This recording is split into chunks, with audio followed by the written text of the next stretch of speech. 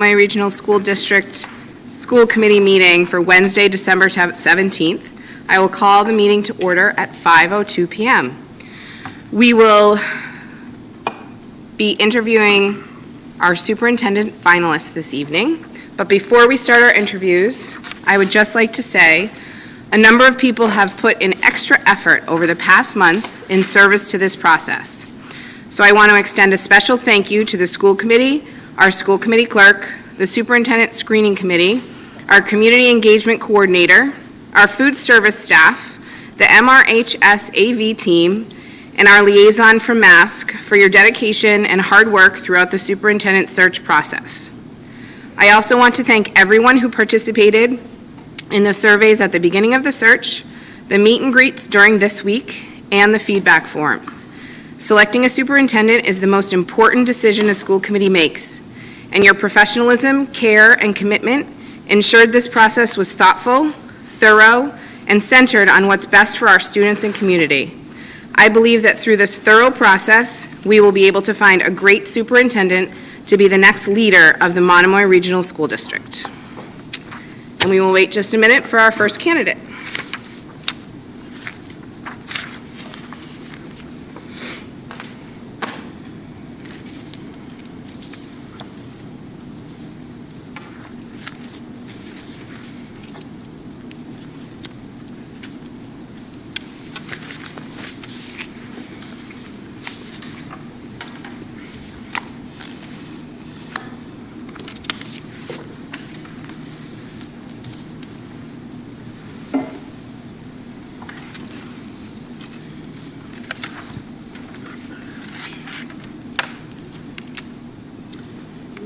Madam Chair, Yes. while we're waiting, can you just go through this packet? So the rubric is just spaces for you to write your comments as the candidates answer the questions. And when they are finished with their interview, we'll have 15 minutes to kind of go through and score on our own. Okay. And then we'll have a short debrief in between, and then we'll have our full discussion at the end. Box per question. Yes, box per question. Thank you.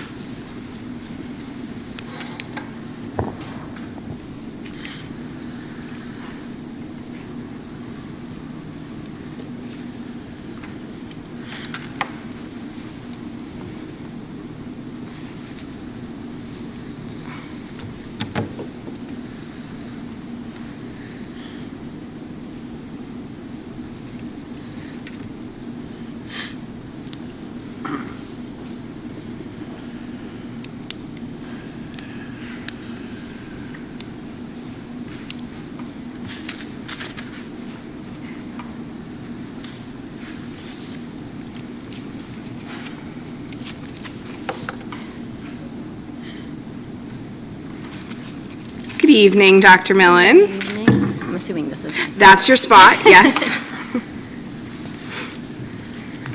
So, as you know, you're one of our finalists. Thank you. This evening, you will have the same amount of time, an hour and 15 minutes for your interview. Great. We have 13 questions for you. And then, if time allows, you'll have a couple minutes at the end to ask us anything. Perfect. If you wanted to start with a brief introduction. Sure, I can do that. So I'm Robin Millen, and I just want to first thank the school committee for having me here today, and the superintendent search committee for the time that they've spent over the last couple of days. I've been on superintendent search committees a couple of times in my career, and there's a lot of time, energy, and effort that goes into this process, and it's sometimes unseen, so I appreciate that. I also want to give a Monomoy Sharks shout out to the kids yesterday. The students were amazing.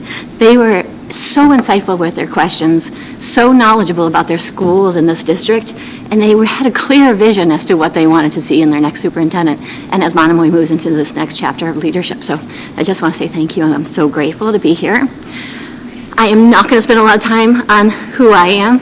You have my resume, you have my packet, but for those people that don't know me, I've held just about every job, educator job there is in a school district.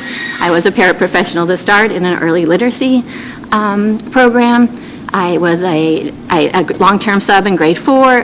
When I came into my master's program and was certified, I was a 6th grade teacher primarily, a 3rd grade teacher for a time, back to sixth grade. I taught most of the content areas in sixth grade, but primarily mathematics. All of that experience was in a 3-town regional district in Connecticut. So in 2015, when I was in the middle of my doctorate, which they tell you never to do, an assistant principal position opened at Monomoy Regional School District in 2014. And I was like, this is like the greatest opportunity ever, you know, to be on the ground floor of a district that's going to grow and learn and have its growing pains and its successes. I was like, I have to take advantage of this opportunity. And it also filled a personal goal for my husband and I. I'm a Chatham High School graduate, and so it was an opportunity for us to come home. We've had a house on the Cape since 2006. My kids live here, both my boys and their partners live on Cape, and we really wanted to be here back on the Cape. So I was awarded that position in 2014. Same year, the Chatham Elementary School principal job came available. I applied, I was awarded that position, and so I was the proud principal of Chatham Elementary School from 2015 to 2021, when I knew I needed to spread my leadership wings in order to be qualified to sit in front of all of you today for this position. So I spent 2 years at Nauset Regional School District, which obviously is the third regional district that I've worked for. I've only worked for regional districts, but when this position came back open at Monomoy, I'm like, I'm going back home. So I applied for my current position, which at the time was Director of Curriculum Instruction and Assessment, and now has transitioned to the title, as you all know, of Assistant Superintendent of Curriculum Instruction and Assessment. So I'm excited to be here to share the vision of where I think Monomoy is and where we need to go, and then hopefully through the questions, some more of my experience will come about. All right, we'll start with our first question. Good evening, Dr. Millen. Ms. Long. All right, first question. Superintendents often have to weigh a variety of competing needs and interests in making decisions. Can you describe situations in which you have faced difficult decisions or had to make unpopular recommendations, aside from budget decisions, and how you manage those? Yes. And I can repeat anything. Thank you. I have them, but thank you. So, yes, leadership, it has a lot of difficult decisions, you know, and always the decisions that I make, I center on students. That's my first consideration and always my last consideration. So there's been many difficult situations in my leadership positions.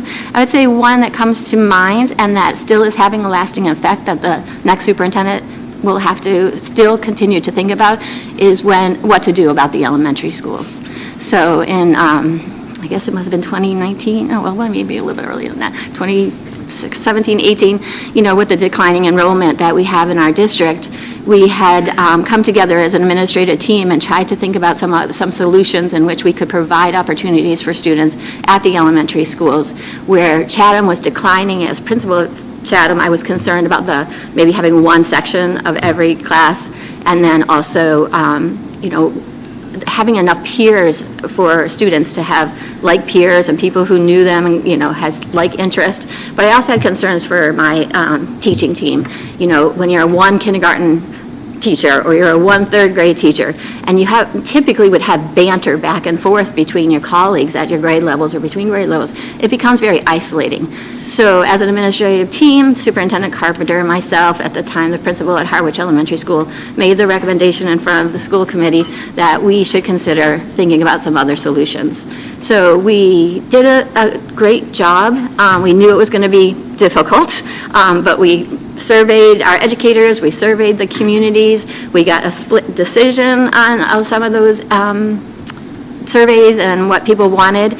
You know, being from Chatham and knowing the community, you know, there's long histories, right? Chatham Elementary, Harwich Elementary, and wanting to have our autonomous elementaries in our two towns is difficult, but we did come out and make the recommendation that we should have a lower and upper school. And it was tough, you know, people weren't happy, and I can understand why. But as superintendent, you are a fiscal agent of both the taxpayers and also to your students. So making those decisions at that time as principal is similar to how I would make decisions as a superintendent. I'm a fiscal agent of the taxpayers, but I also owe it to my students to try to provide the best environment for their learning success. So that was a difficult decision. It was budgetarily going to be difficult as well, but aside from budgets, it was a heart decision for a lot of people, and we ultimately did not do that. Obviously, in 2021, the school committee came together on another resolution to change the regional agreement, and so that each town would own their autonomous elementary schools. So that was a difficult decision to make with unpopular recommendation, but we managed those. We tried to get information out, listen to the community, make the best educational decision that we thought at the time, and then when it didn't go through, we made other decisions on the way. So, great. Great, thank you. Can you tell us about your experience working with students and families who don't look like you, speak the language you do, or have very different lived experiences from you? How have you actively worked to learn from, engage, and support all students and families? Sure. So this question is very near and dear to my heart. When we moved to Chatham from Chicago, I'm a five-child family. My brothers and sisters, four of us, all five of us are adopted, and four of us are, three of us are Korean, and one is Puerto Rican. So equity and knowing students and families who don't look like you, I grew up in a family that didn't look like me. So I fight, because of those experiences, I'm a clear fighter for equity and access for all students. So my experience in working with families that don't look like me or speak the language I do, I have been, over the last 5 years, both at Nauset and here, I have been in charge of the Title III program, which is the federal funding grant program for EL families. I have done a tremendous amount of work in pedagogy, which is our art of teaching, and culturally responsive teaching, culturally relevant teaching, making sure everybody has universally designed access to school so that language doesn't become a barrier, so that students feel like they belong. That's huge in this work. So a lot of the work that we do currently is to build teacher capacity to understand belonging of all students and all community members and all of our caregivers. We've done some tactical things like putting translator devices, like innovative translator devices in all of our schools and having them readily accessible to families should they need them. We have redesigned the English learner protocols and procedures here at our district. But I think one of the best things that I have been experienced, even with all the experience and the expertise in this area, I had the lucky opportunity at Nauset and also here to open the Multilingual Parent Advisory Committee here at this district, which has opened up the opportunity for our multilingual families to have a voice in the education of their children. So connection, equity, belonging, expertise, I have a lot of experience in those areas, and I share that expertise with our administrative team and also with our educators. But I also take a lot of time to connect to our families.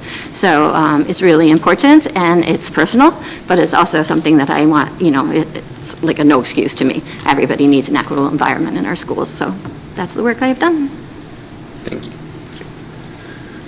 Please share examples of ways in which you have guided principals to improve their performance as instructional and organizational leaders and refine their approach to working with students, families, and staff. Great. So I'd like to kind of talk a little bit about now and then where we're going, if that's okay. So we have been working on a model called the coherence model. So for our instructional leaders and our administrators, at both those levels, so instructional leaders are our teacher leaders and then also our administrators, we've been working on focusing our direction. So making sure that we know what is the outcomes that we want for all of our students, what are the outcomes that we want for our school buildings, and what is the outcomes we want for our district. So as superintendent, I would want to keep that coherence, that leadership model in place. So we've also been building collaborative cultures, which is really important. We're a relationship industry. We like humans, but we also have to make sure that we're building cultures that understand each other, even though we may or may not agree. So collaboration and collaborative cultures is another way we've been building both our instructional leadership team and our administrative team to understand the work that they're doing with guiding the principals to those performance expectations. The other part of that coherence model is making sure that we have internal and external accountability systems put in. So what I mean about that is making sure that, if we set a school-wide improvement goal or a strategic goal, that we're constantly progress monitoring it and holding each other accountable to the action steps that we have designed and that we have decided that we need to do in order to reach that goal. So we have not even annual, we have like bi-monthly progress checks on our strategic goals and making sure that we're working towards those. We're also monitoring, we've instituted several screeners for our students to progress monitor their goals, and that information then turns around as to what the decision for our instructional leaders and our administrators do. So we have SEL, so social and emotional screeners put in place, behavioral screeners put in place, and we also have academic screeners put in place, and we monitor that 3 times a year to make sure that internal accountability as to what we said we're going to do builds our leadership capacity so that we can make sure our students are performing to the level that they should be performing to. And the last one is deepening the learning. So we've been doing a lot of work with, again, our instructional leadership team, but also our administrators to understand what it really means to have a deep, engaging learning environment, classroom environment, proactively planning for all students that are multilingual, students who have disabilities, students that come from other countries, students that have, had a bad night the night before, whatever it might be, but making sure that we understand what really good learning design and really deep learning is for students and how do we progress monitor that again. So building the instructional leadership's understanding of that coherence model is key for the buildings, but it's also key for our district. We're working on that with the central office team as well, and so we are making sure that we are designing, and as superintendent, I would keep that leadership design in place and making sure we have leadership from all levels pushing that forward. Robin, how do you develop budgets that are both fiscally responsible and support a high-quality educational program while working with the towns, the school committee, and stakeholders to garner support for your budget requests? And in that framework, how would you handle a scenario in which very significant budget reductions were necessary? Sure. So, and I know I spoke about this at my first interview too, but developing budgets is an area that I think I've learned from the best. Like Dr. Carpenter and Mr. McMillan are some of the best people that I've ever worked with in my roles in education in this area. And I have learned tremendous amount from them about the fiscal responsibility. But as I said earlier, there's something about superintendents and school committee members. We have dual roles, right? We have a fiscal responsibility to the taxpayers of our town, but we also have a stewardship to our students and our families and our educators within our buildings.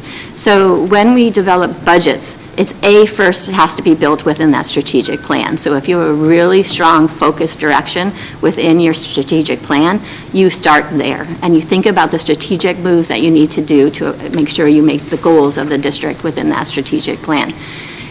At the district level, what we have learned, and we've evolved since I've been here. When I first came in as principal, we were doing things, and we have evolved this ability to be very transparent in our budget mechanisms and working with you and our townspeople for that. But it really starts at from the strategic plan, it goes to the school improvement plans and the school councils who make recommendations as to what they think should be in the budgets as it relates to the school. So the district thinks about the strategic work, schools narrow it down, and then our principals come to the table and they share with us what they think needs to happen and what fiscal changes or resources that needs to be put into that.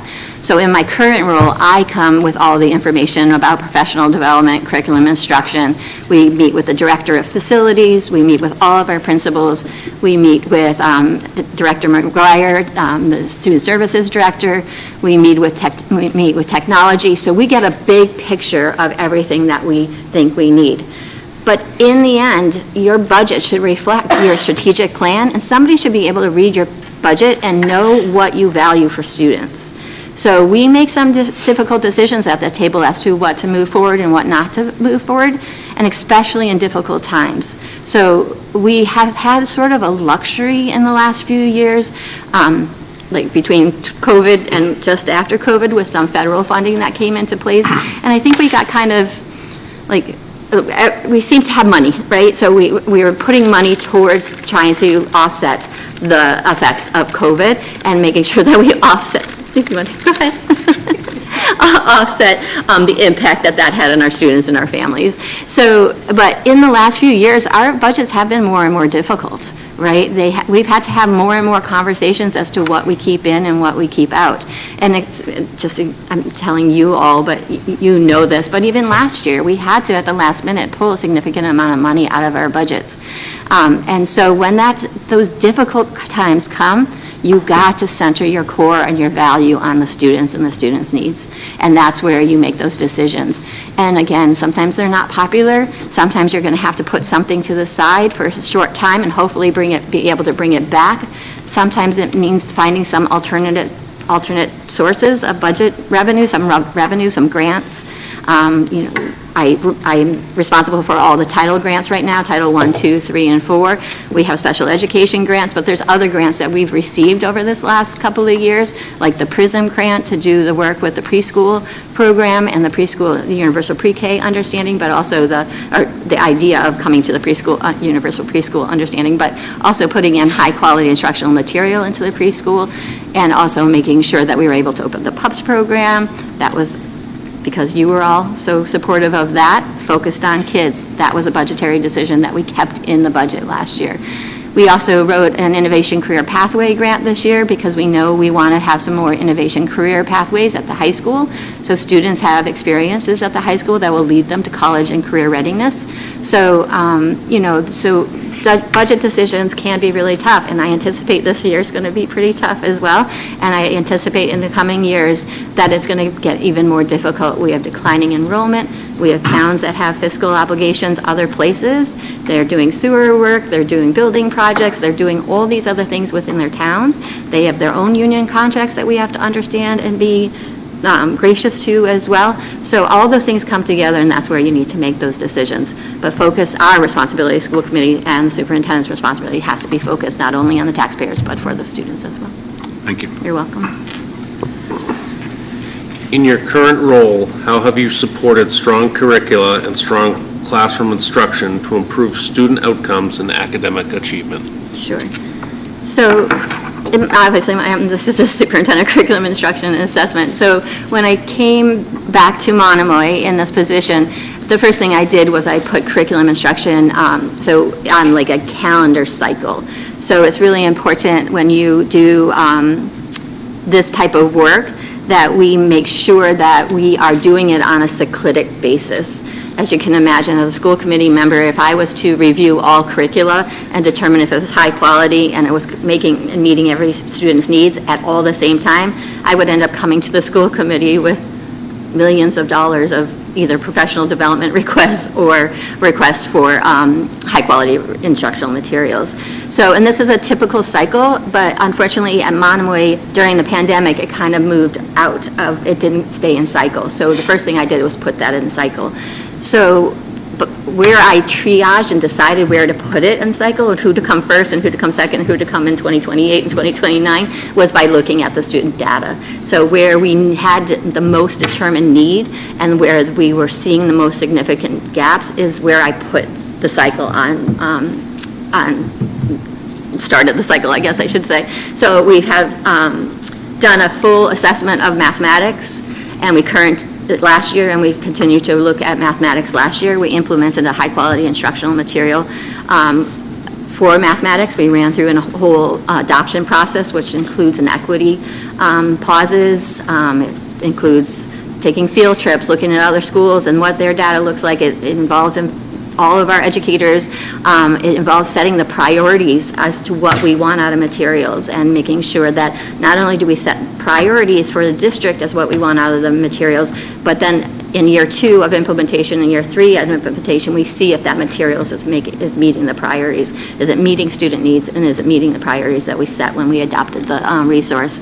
So it's a complicated, kind of intricate design that happens, and I've been very lucky to have the 2 directors at the 512 level. Again, another, when you read a budget and you see that you put 2 directors in, you can see that you prioritize instruction and curriculum because of that fiscal cost, right? So I applaud the school committee for doing that a few years ago, and it's been so amazing to have the 2 individuals in that space doing that work. So as a threesome, we're we're getting the work done, we're putting those cycles in place, we're making sure that we're addressing the needs of our students and our staff. And so we're currently looking at an ELA curriculum right now.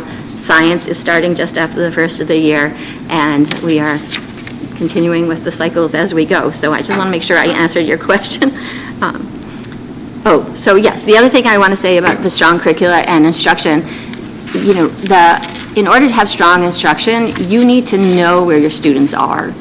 So we have implemented a database in our daily practice that when we pull up a student, we can see everything about a student. We can see their absences. We can see how their scores are. We can see their latest screeners, how their social emotional screener just came out, how their academic screeners are.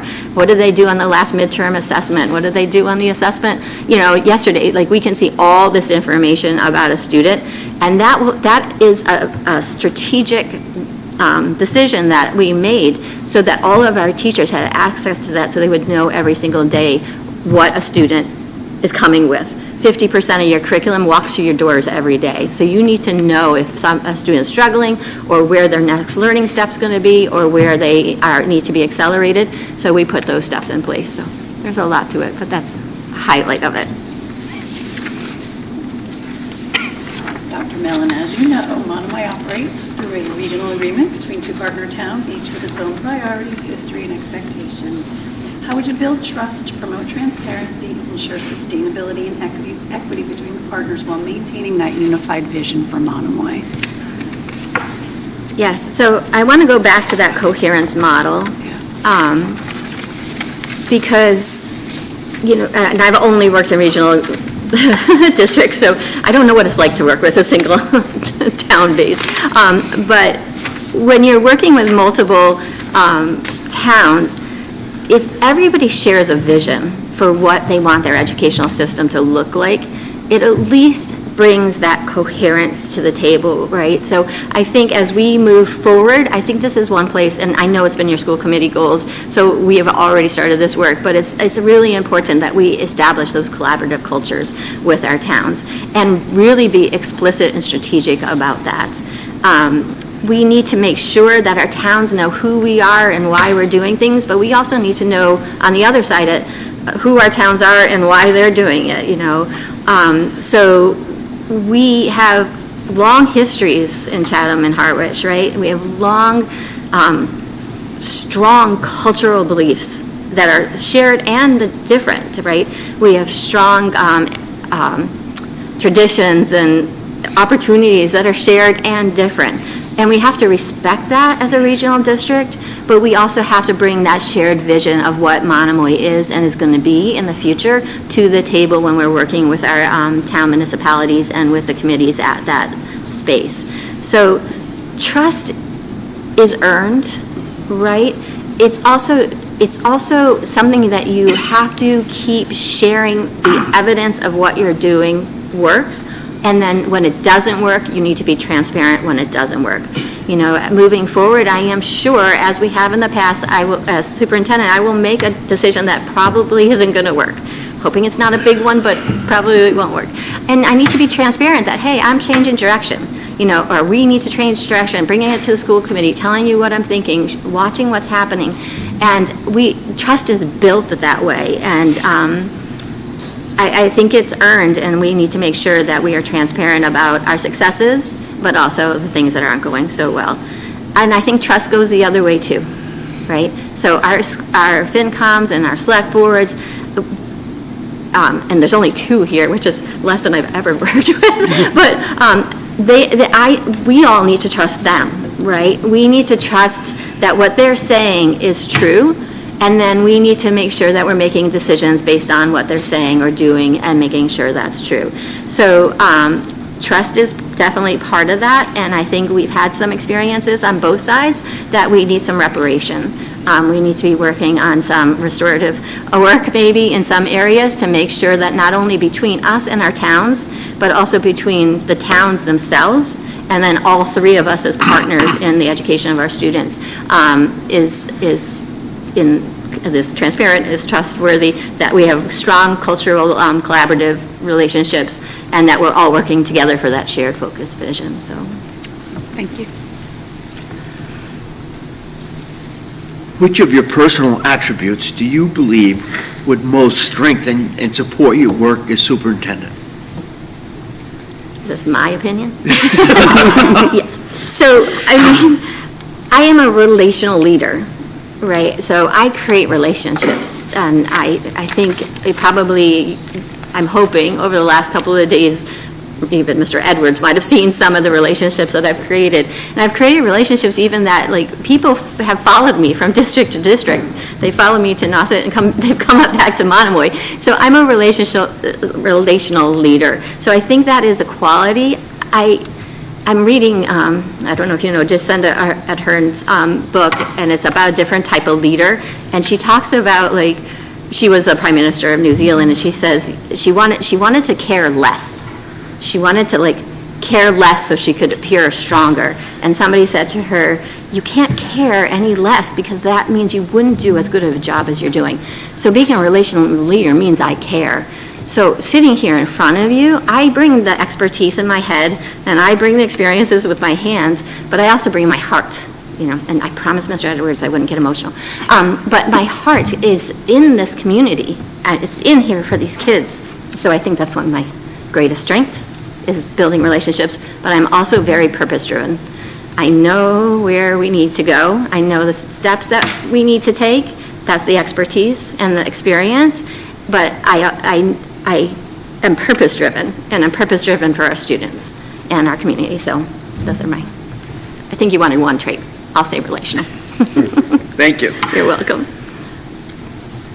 Our district, like many others, is facing declining enrollment. How would you address this challenge while ensuring the district maintains the quality and breadth of opportunities for students? So, yes, we're facing declining enrollment. When I came to Monomoy, Harwich Elementary School had 625 students. We're down to about 430. Chatham Elementary School, when I came to Chatham Elementary School, we had 275. We're down to 135, 40. So it's evident, right? We have a housing crisis on the Cape. It is very, very expensive to live here. And it was expensive. When my husband and I were first married here and we had our first child here, we were living in Chatham, but we moved off Cape because it was very expensive to live here even then. We were having a hard time financially making it through the winters at the time. So we need to be coming together as a community to make sure that we're working on those aspects of the declining enrollment problem. But I also know, and I have done this. I've worked with, Chatham and Harwich through the years on different types of ideas. I will be a fierce proponent as superintendent and with the weight and the power, so to speak, that a superintendent has to be out there and making sure that the towns know, our stance on this and what the effect is on us and our families in our town. But I also know that one of the ways that you don't have declining enrollment and that you maybe have more of a housing crisis is you have the best schools on the Cape, in Massachusetts, in the country, in the universe. I've been saying this all day yesterday. So I hope not to have a declining enrollment problem because we have great schools and amazing opportunities for our students and people want to come here. But the truth is we have a declining enrollment right now and we need to maintain the quality and the breadth of those opportunities. So I'm going to go back to that statement of focusing direction. Our importance is making sure that every single student in this district learns and grows socially, emotionally, physically, their mental health and wellness, and academically to the best of their abilities. We need to protect that vision, and we need to sit in that vision and make sure that even with declining enrollment, we provide the opportunities for our students. I don't know if we heard once yesterday, Mr. Edwards, or 50 times yesterday. The other thing that students want and need is to make sure they have all the other things, right? And extracurriculars, clubs, they want caring teachers and they want all those things. So when declining enrollment is a challenge, there's sometimes the places that people choose to cut, right? To take away music or do a paper sports situation, right? And I think it's going to be really important for the school committee, the superintendent, and the community at large to say, okay, what can we give that's not going to affect the quality of our programming, including what the kids, all the students all want is a well-rounded education.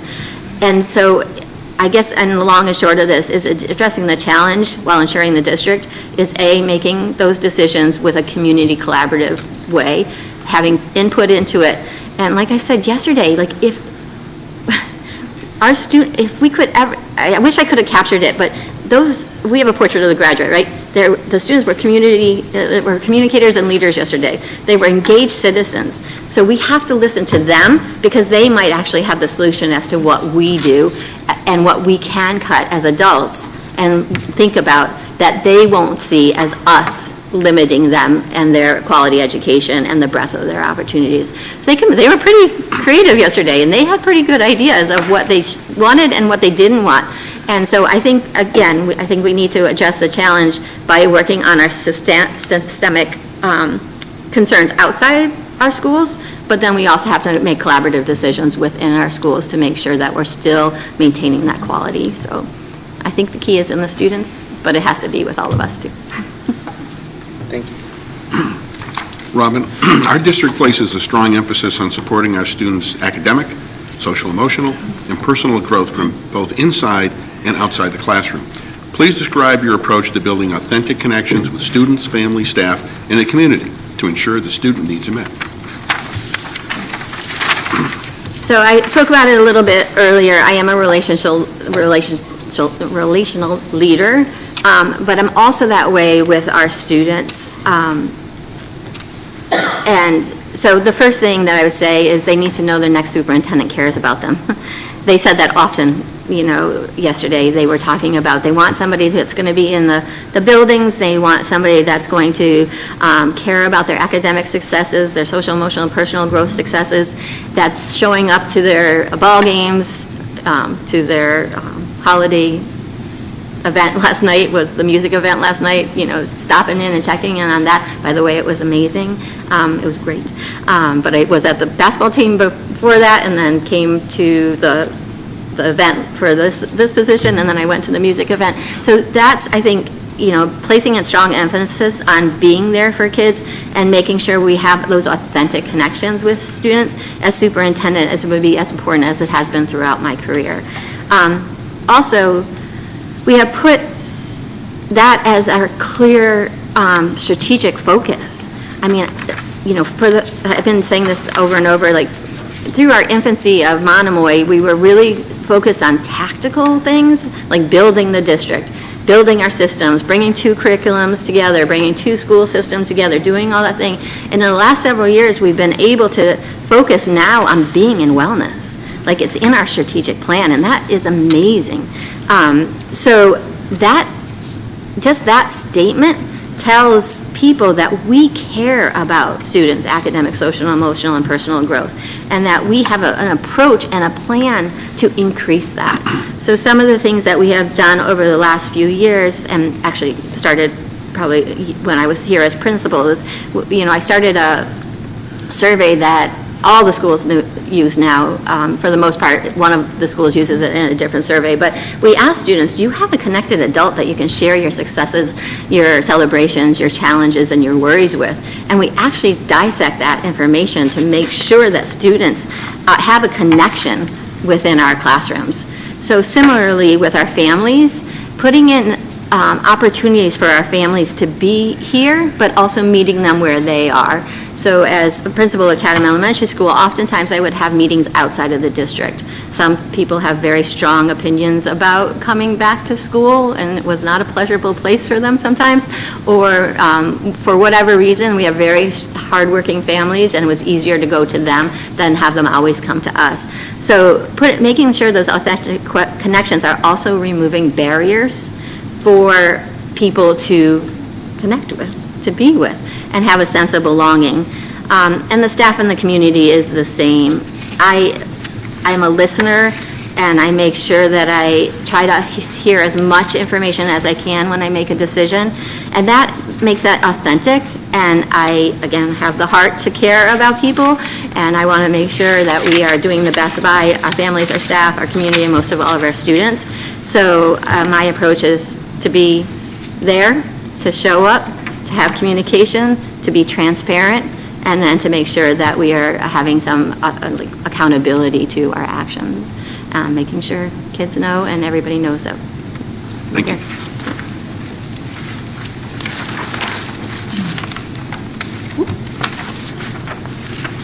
Did you want to get a sip of water? You okay? Thank you. Take a breath.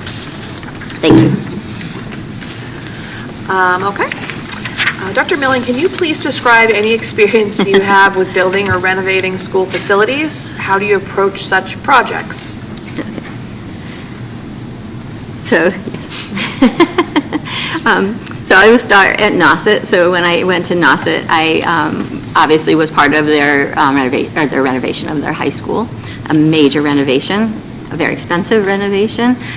It had already been voted in by the taxpayers and the towns before I arrived, and it actually had been voted in and approved by the towns and the taxpayers before the superintendent arrived. So I was lucky enough to have a superintendent at that time, Superintendent Clenchy, who looped me in on every meeting, which again can be taxing sometimes, especially when you're talking about 4 individual elementary buildings and then a regional building and all their individual committees that they have, and then the building committee meetings on top, and then the fiscal planning meetings with that, and all of those things. But it was great experience. I personally had experience as an educator when my elementary school was renovated, and I moved 9 times as an educator, 9 times in 1 year, to make sure that the renovation happened. We were in the camp to start, and then we were in classrooms to continue. And so I know that impact that has, a building project has impact on the taxpayers, on the towns, on the school committee, on the leadership teams, but it also has a significant impact on the students and the teachers in the buildings. So at that table at Nauset, I always brought their perspectives. What was going to happen when we finished phase 1 and then we move this group over into the modules, and then what happens in phase 2 when this group has to move. So, and that is currently where we are talking about for our current project here at Monomoy, which is the middle school project. So, again, great opportunities afforded to me by Superintendent Carpenter to be at every meeting that we've had of the building committee. So starting with making sure you have a strong building committee that represents many different perspectives in the town, making sure people on that building committee have a wealth of knowledge. I could not be more amazed by the current building committee that we have with the Monomoy Middle School project. They are so, I always say I will never hire anybody that I can't learn from. I sit in those meetings, I'm like, what are they talking about? They are just so good, and they have the expertise to back up what they're asking. They have the expertise to know what we're being told is true or not by the other people. So the first thing would be that building committee, and I had the opportunity both at Nauset and here to help structure that building committee. Second thing would be to make sure that the information is going out to towns clearly and concisely, and making sure that we are communicating in ways that is accessible to all. And we have the amazing opportunity here to have Ms. Jordan here. Again, you guys have decided that is a priority of this district for communication and engagement, and she often reminds us that you need to be clear. You need to make sure people understand what you're talking about. You need to make sure that it's accessible to all. So building committee and making sure communication is out there.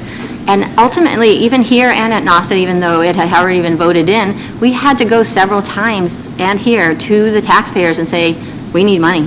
So we need to be able to do this. We have a fiscal responsibility as a superintendent and as a school committee to maintain our buildings and to make sure we have the best learning environments for our students.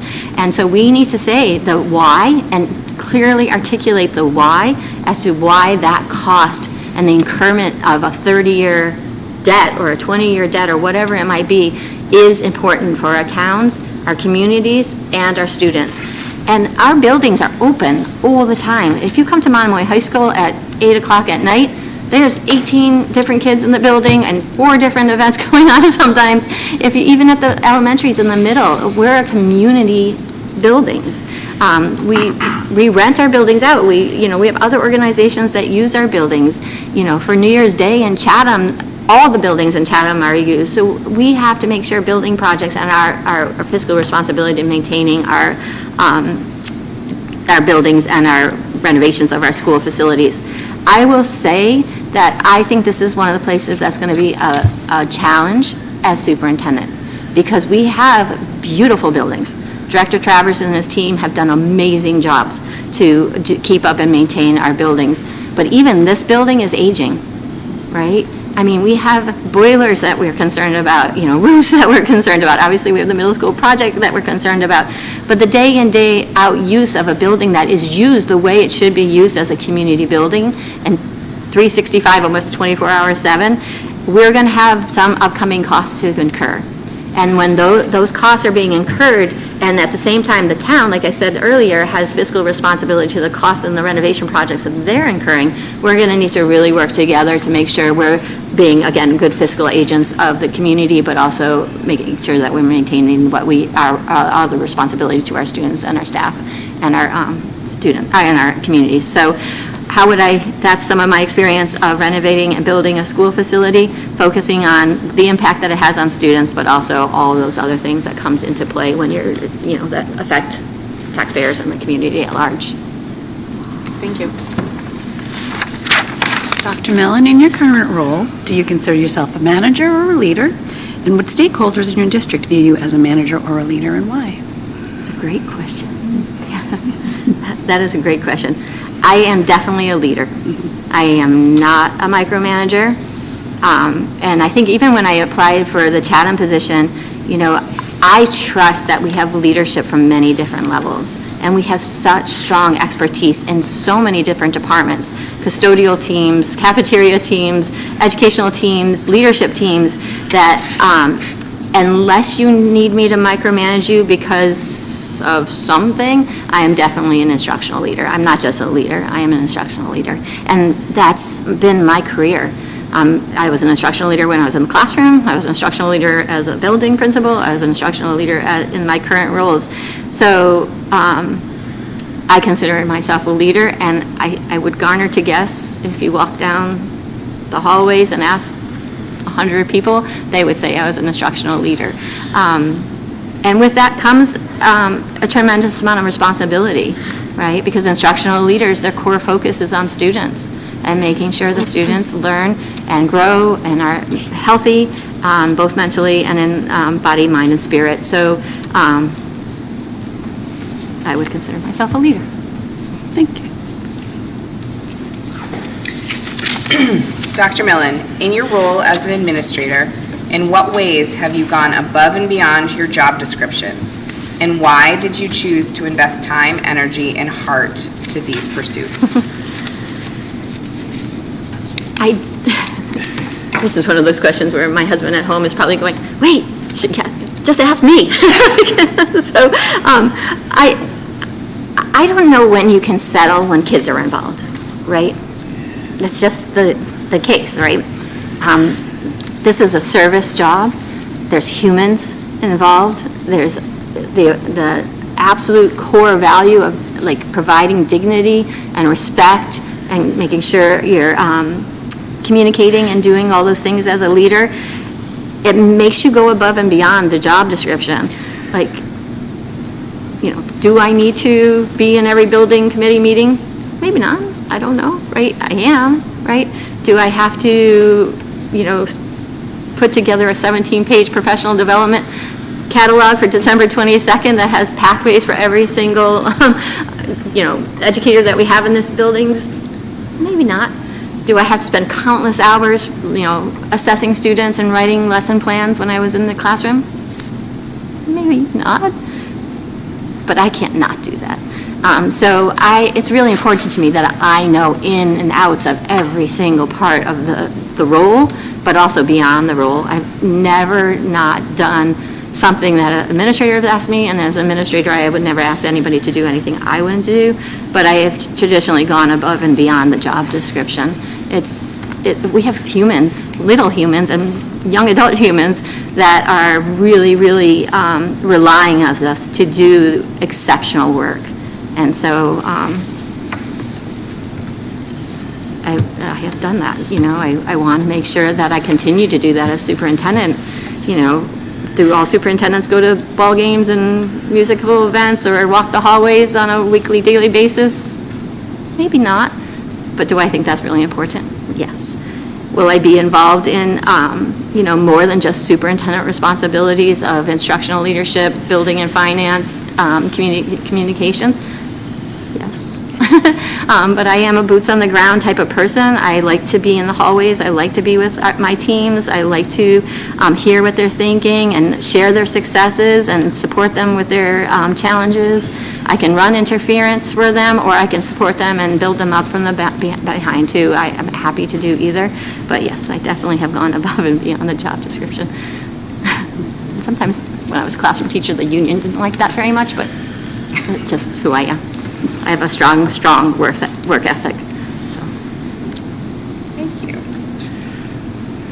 How would you plan for the entry into the role of Monomoy's next superintendent?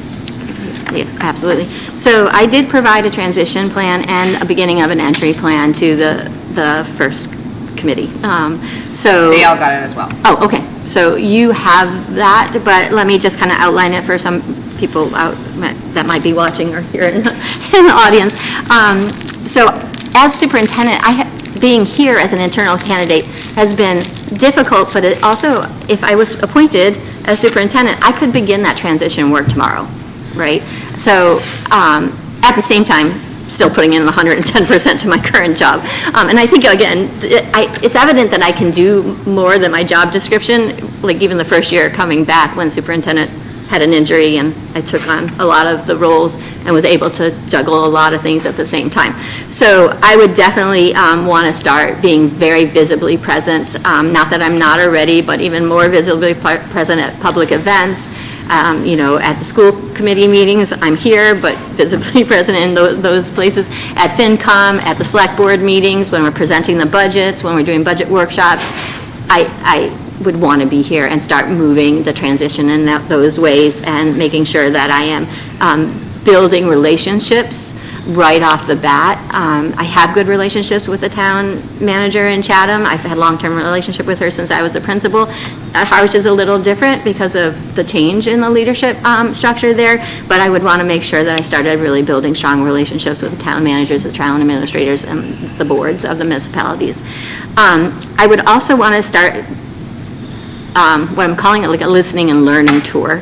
I know this district, right? And I think I probably know it maybe better than anybody in some ways, but I see it, but I want to make sure I'm seeing it from a superintendent's lens, right? So I would want to do a listening and learning tour right off the bat.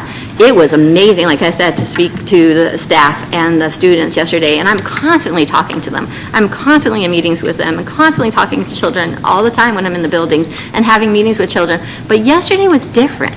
They were telling me what they wanted and what their fears were about what a superintendent's decision might be. So I'd want to do more of that so that I could plan some of that transitional and entry plan work off that information. And then I also, as I enter onto this position, I would need some grace. Being here for so many years, often, even when I came back, people are like, okay, you can just step right into this. And I even thought I could step right into this and step right into this role and not need some time to learn and listen and do that stuff.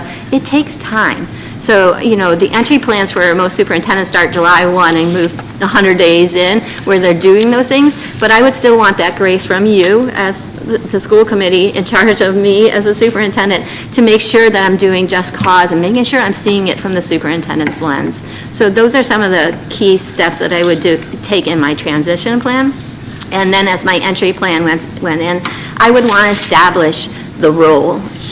We have never had a different superintendent here. Superintendent Carpenter has been our only superintendent since we started, right? So everybody sees that role as Dr. Carpenter's role. And he is, I will never replace the big shoes he's going to leave behind, but I am going to try. And I'm going to continue to wear my own shoes, and people need to see me in that role. So I would want to make sure I'm establishing the understanding that I am superintendent and I have a new role. I'm still there to support you. I'm still there for the kids. I'm still there for the educators, the communities, the families. But I have a different focus, and then I would want that one of the key tactical things that I would need to do is replace the assistant superintendent. And that will be really important as superintendent to make sure I leave a clean runway for the new assistant superintendent, so they can step into this role and have great successes right away, because we have all of that curricular instruction, cyclitic work happening. We have all the belonging and equity work happening. We have all of the grants and the funds and all that working. We have all the instructional leadership work and capacity building we're doing with the instructional leaders and our administrators. We have all the professional capacity work that we're doing with our educators. Somebody's got to step into this role so that I can support them, but also so that they can continue to push that work. So I would really need to make sure that we had a strong hiring committee and make sure I leave the structure for that person to take over. So that's initial entry plan. Thank you. You're welcome. Okay, we have a little time left. Okay. Before I turn it over to Dr. Millen, does anyone have any just clarifying questions? Not follow-up, but clarifying.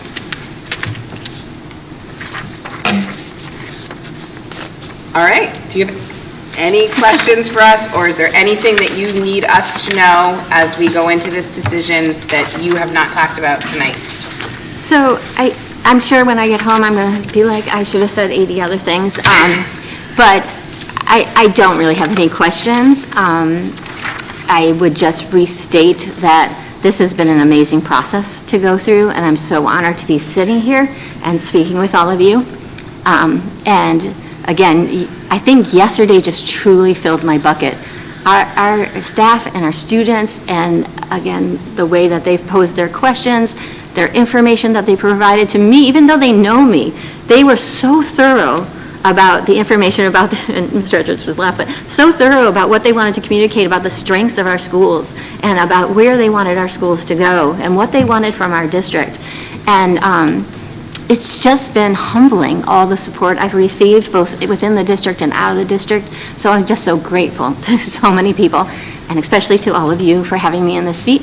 And I look forward to bringing my head and my heart and my hands to the role.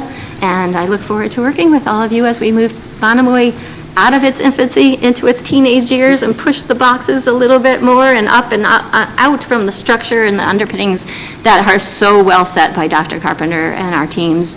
And I'm excited. I think we have some good work to do. And even with the work, this is what I always say to the staff and our families. I would say this is the good work, because these are about our children. So thank you. I appreciate it. Thank you so much. You're welcome. Can I take these? You may take those. We're usually like, nope, you gotta leave. All right, have a very good night. I know it's gonna be a long night, so I appreciate your time. Thank you. Thanks, Robin. So we can take a little time to score these.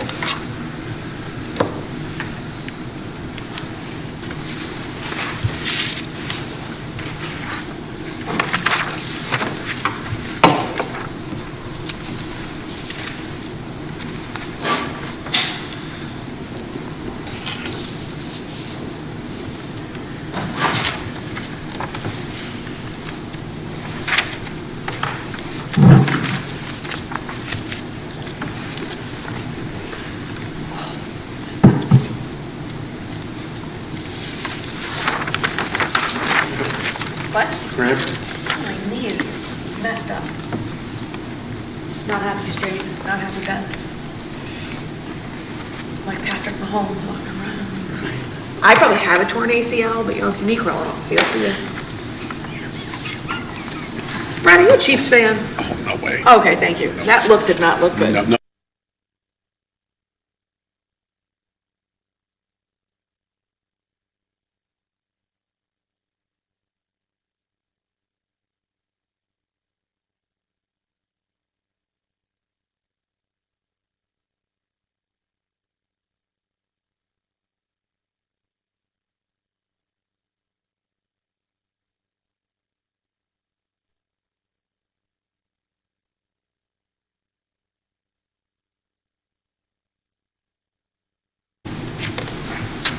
So I will see if they're here early. Maybe we possibly can start the second interview early. So I will step away from the table for a moment to find that out.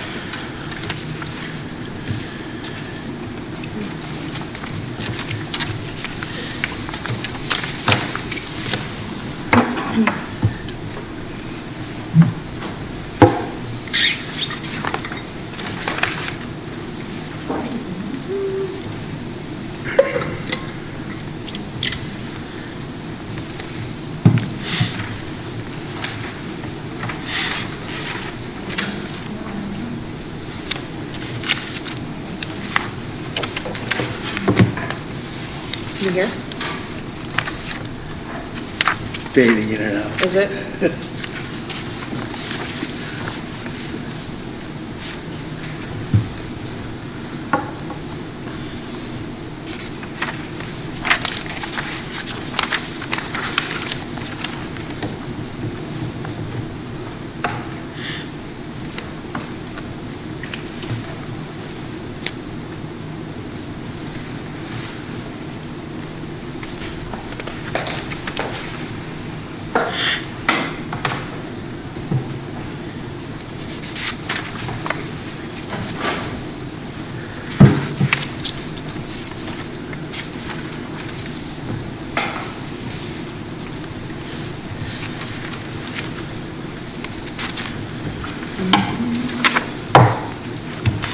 Okay, our second candidate is here. She will just take a couple minutes, and then she'll be in, so we are able to start the second interview ahead of schedule. Do we have time for a quick break? We do, it's an open meeting, so it will stay live. So mics are on, everything's on, but yes, if you need a break, you can take a break. If you need a break, Ryan, you missed it.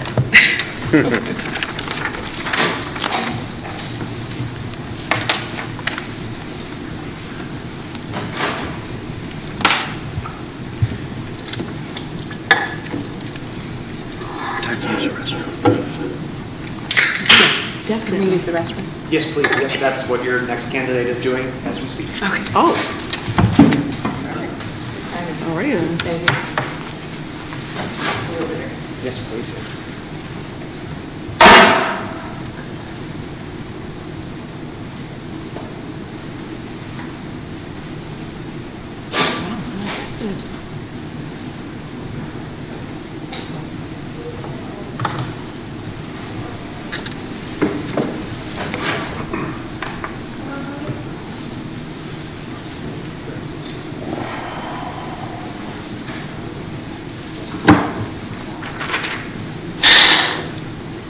How long do you guys stay, James?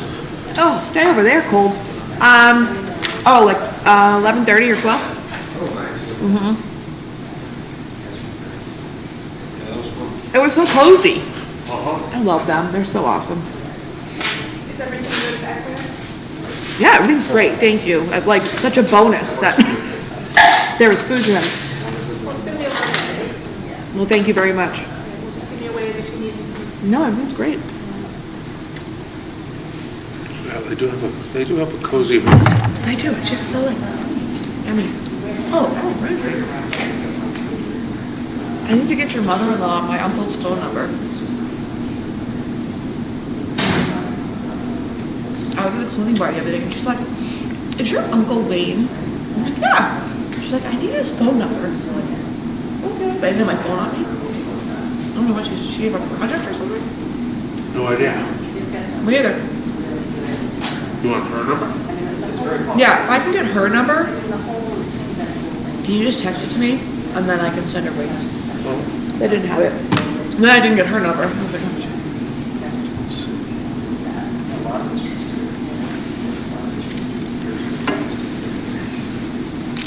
What's that?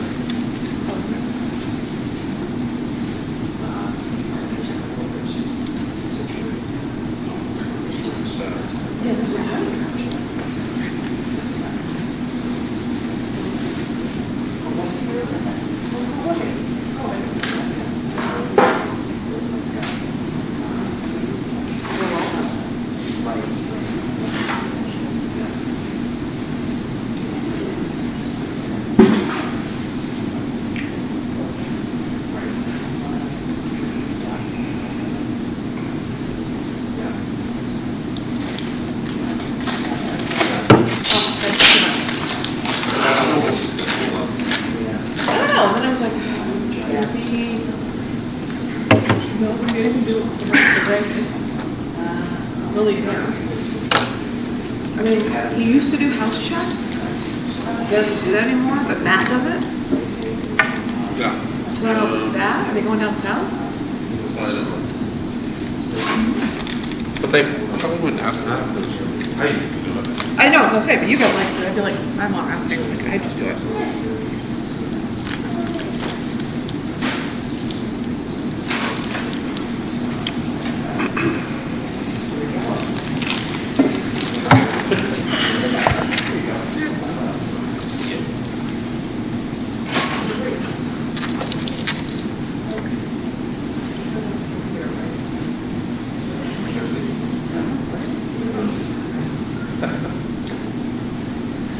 Bathroom's open?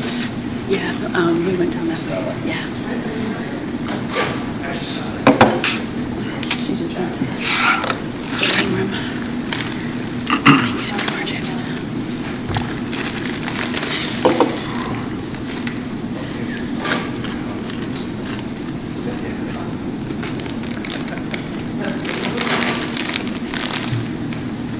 Wouldn't have been any different.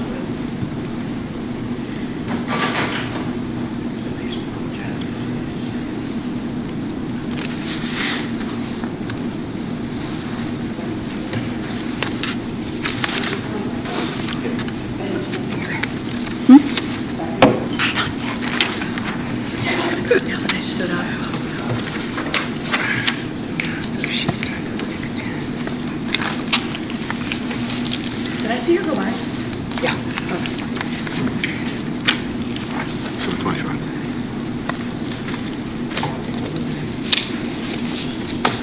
I finished by 9 o'clock.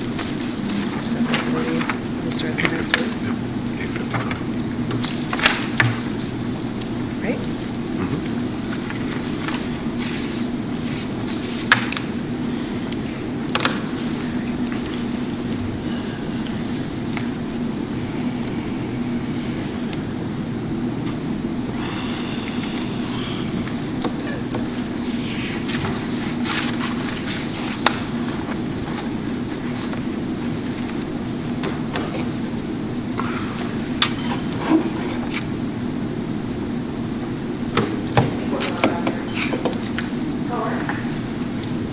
So I'll have our liaison reach out to our third candidate to let him know he can come earlier with the timeline shifted so that we can hopefully.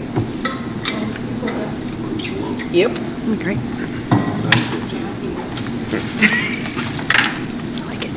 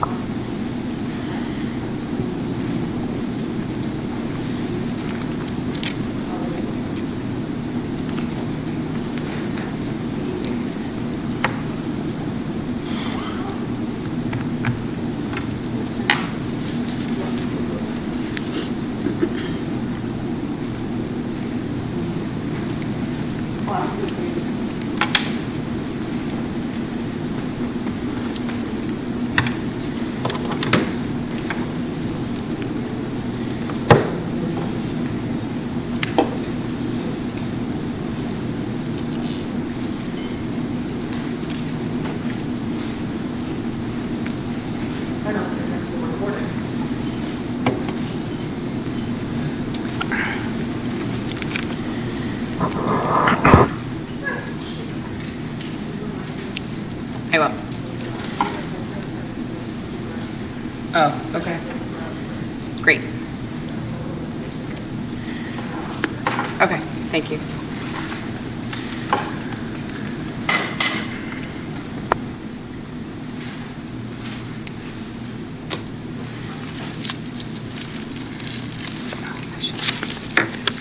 The crinkle and cough drops. That was embarrassing.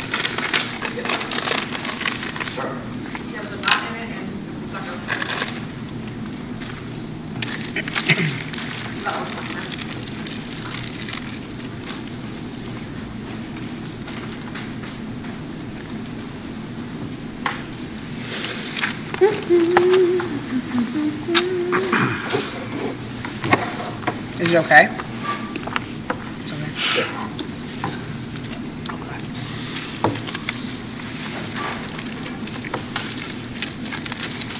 Hello. Good evening, Dr. Beauchesne. Can you turn your mic on? We just had it off while we were waiting. Welcome. Thank you. Similar situation as last time. You will have an hour and 15 minutes for your interview. The clock is to my right. We have 13 questions. We'll give you an opportunity to give us an opening statement, but just because this is different from the screening committee, this is our school committee, we're just going to introduce ourselves, even though we have name tags, but it's just kind of a thing. Stephen Duvall, Chatham. Jackie Long, Chatham. Brad Schiff, Vice Chair Chatham. Meredith Henderson, Harwich Chair. Ryan Edwards, Harwich. Great, Chatham. Ryan Clark, Harwich. So if you want to start with an opening statement, then we will follow you with the questions. Wonderful. Well, first, I would just like to thank you all. Big thank you to the school committee and the superintendent search committee, and to the students, families, and staff members who are either joining us in person or viewing online. It is a definite honor to be here this evening as a candidate for the next superintendent of the Monomoy Regional School District. To start, I'll just take a couple of minutes just to share a little bit about how you can count on me to be present, accessible, and approachable in the role of superintendent, looking to strengthen overall performance of the school, looking to strengthen and sustain an inclusive culture, and also continue to coalesce the priorities of different stakeholders in terms of the strategic plan and weaving in those priorities in the annual renewal. So certainly celebrating each step we take towards our ultimate goals, but then aligning it as new information comes to light. So as far as being present, of course, I'll be visible in the schools and within the district, but I feel it's also important to be visible at different sporting events or musical performances or dramas, elements of the student's life outside of the classroom that makes them who they are. So for me, I know I do not only identify as an educational leader, I identify in many other ways too, as a musician or as someone who enjoys being outside, and that all of those components make me a whole person. And I want students to understand that I value that in them and want to feed their passions. And when we do that, then our students are well fed throughout the things that are important to them, and they can then concentrate on learning. So as far as strengthening overall performance, Monomoy has done a fantastic job of seizing opportunities to do that already, and there's been substantial achievement and growth recognized even this spring with Chatham Elementary School meeting or exceeding those targets. And I have a history of doing so in several different school districts in different ways based on what the students needed and being able to provide professional development for staff, as well as providing high quality instructional materials for students, making sure that they're inquiry-based opportunities. So examples of that are working in Brookline and bringing a level 2 school up to level 1 accountability status, and then increasing our differentiation in math in another district to make sure that students of all abilities were able to be successful with the curriculum. Certainly strengthening inclusive culture. I have to say, on my site visit, going into the four schools, each one I walked into, I felt at home. It was warm, welcoming. I looked around the hallways. Students were engaging with one another easily, interacting with staff easily. And I asked the students, do they also feel that it's a warm and welcoming place to be? And it was like a resounding yes. They loved school, they loved their teachers. And then there may also be some opportunities for ongoing work to ensure that students' uniqueness and that the uniqueness that staff brings too is also welcome. Excuse me, I'm just going to take a sip.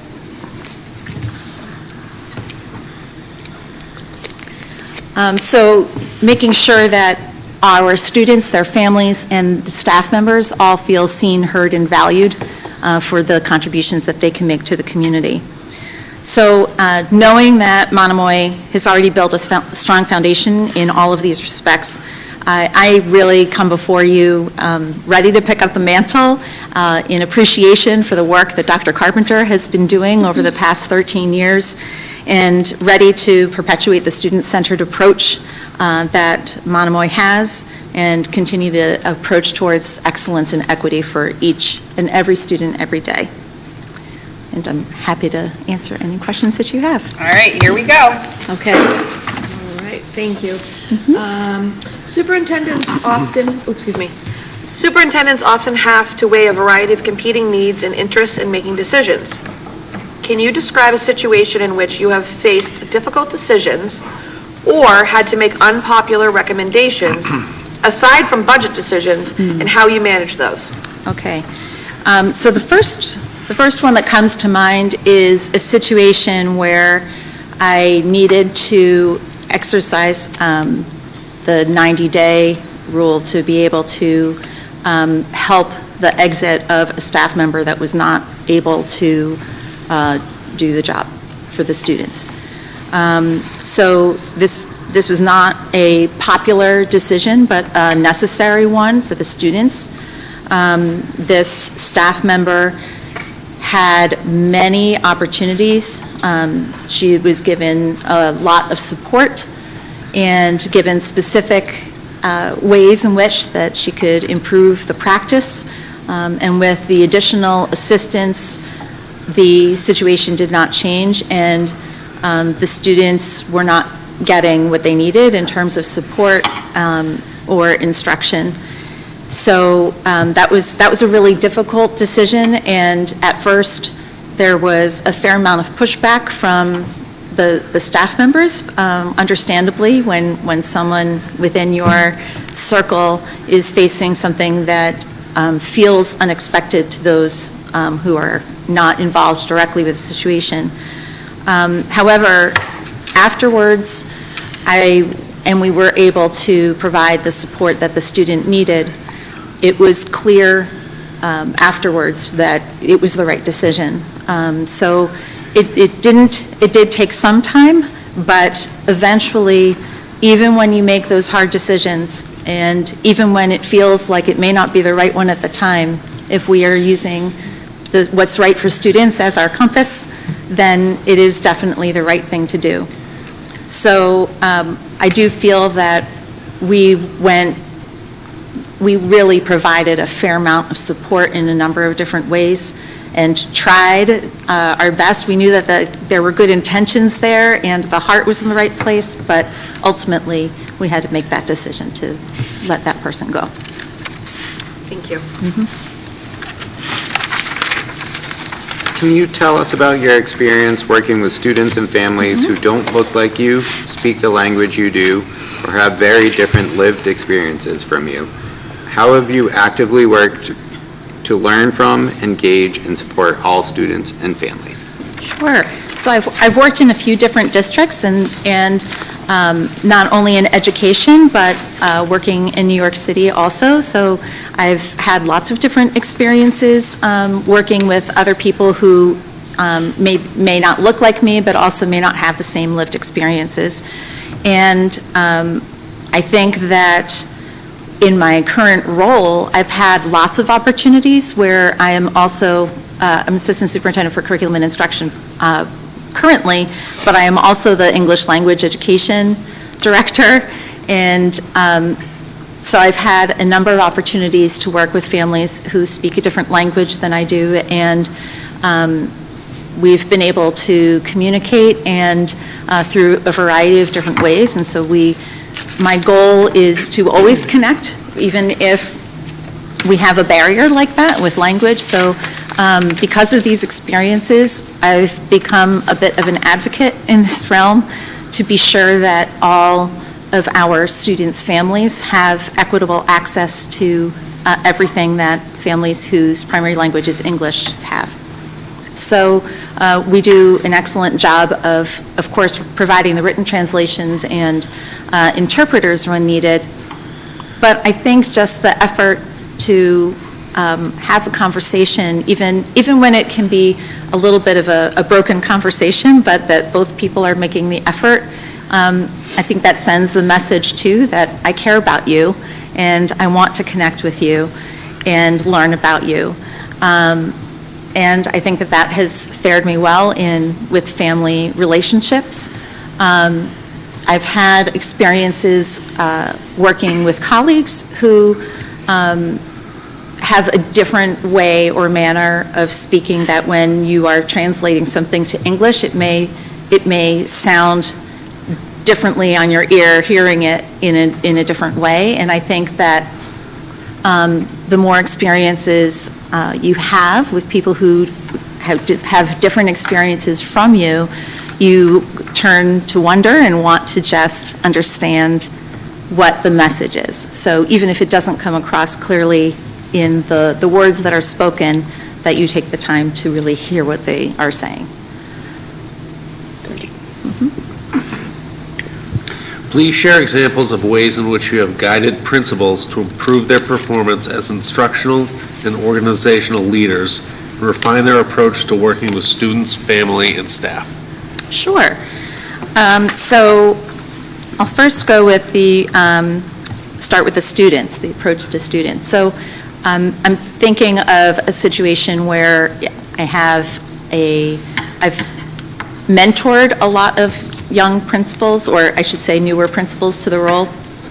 And sometimes when they are investigating situations with students, there can be an assumption about what happened or what didn't happen, and making sure that we are honoring the student's message, even if we don't think that's how it happened. That's what happened for that student, and that you need to honor that.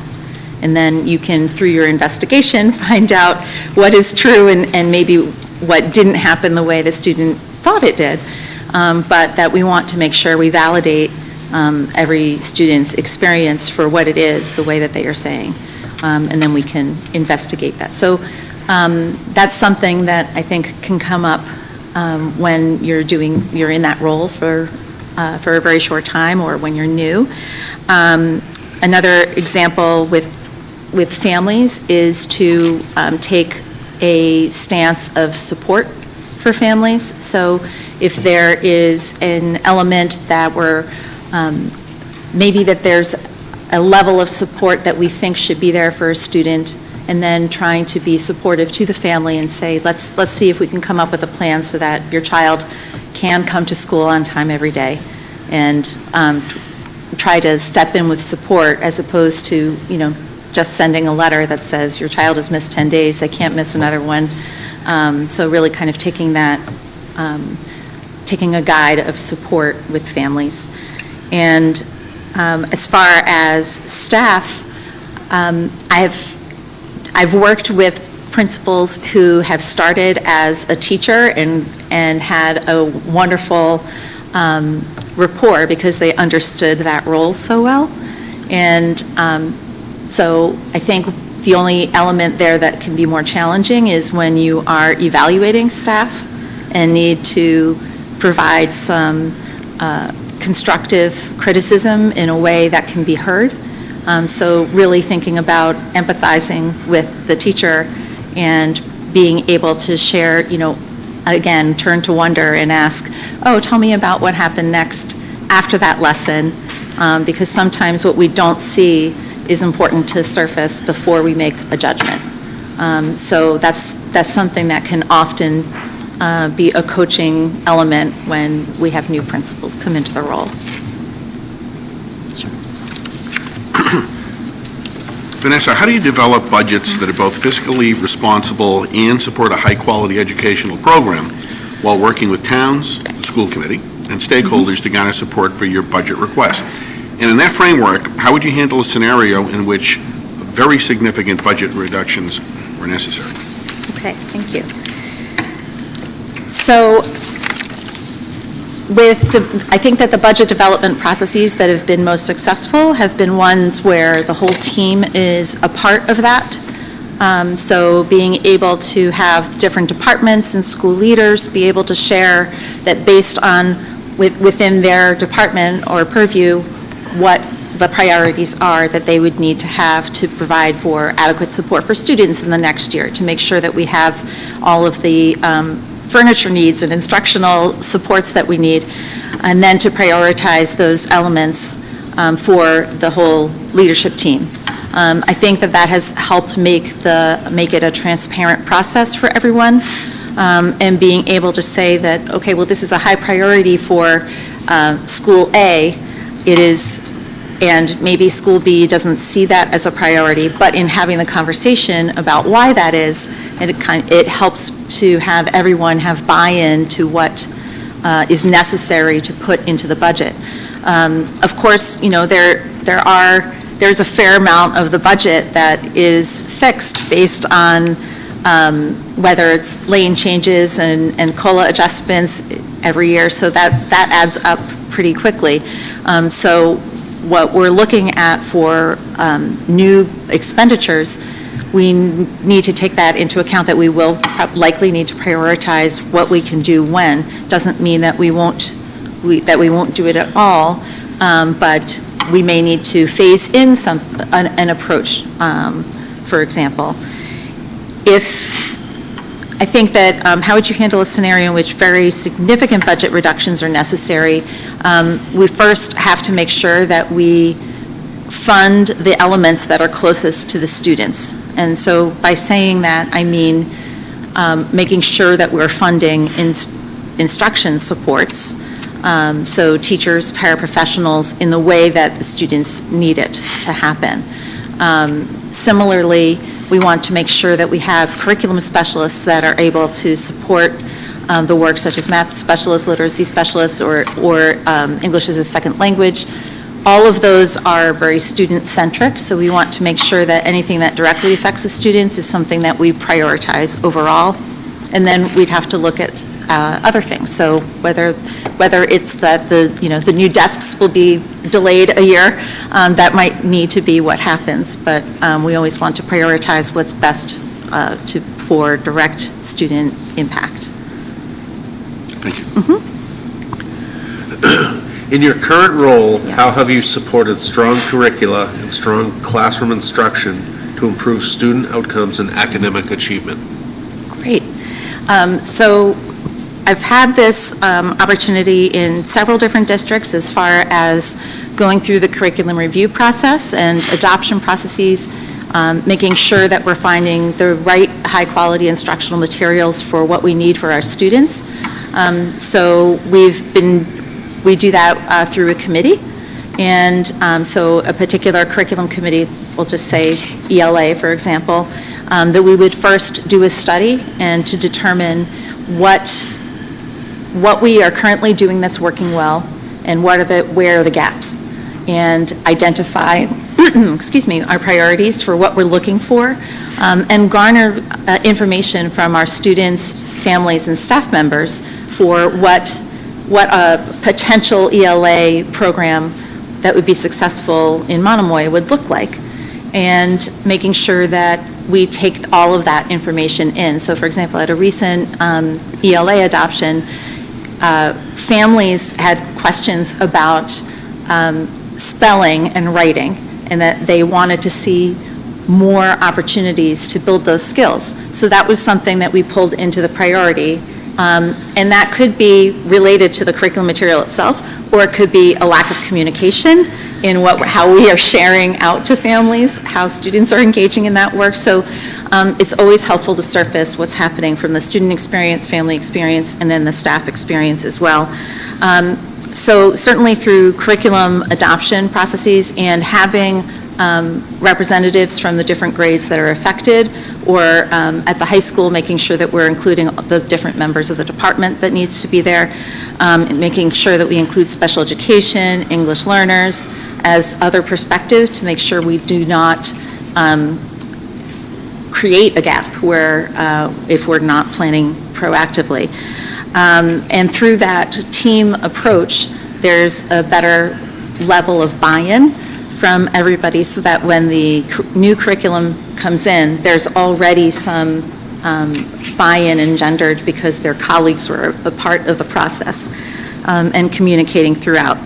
So that's one element.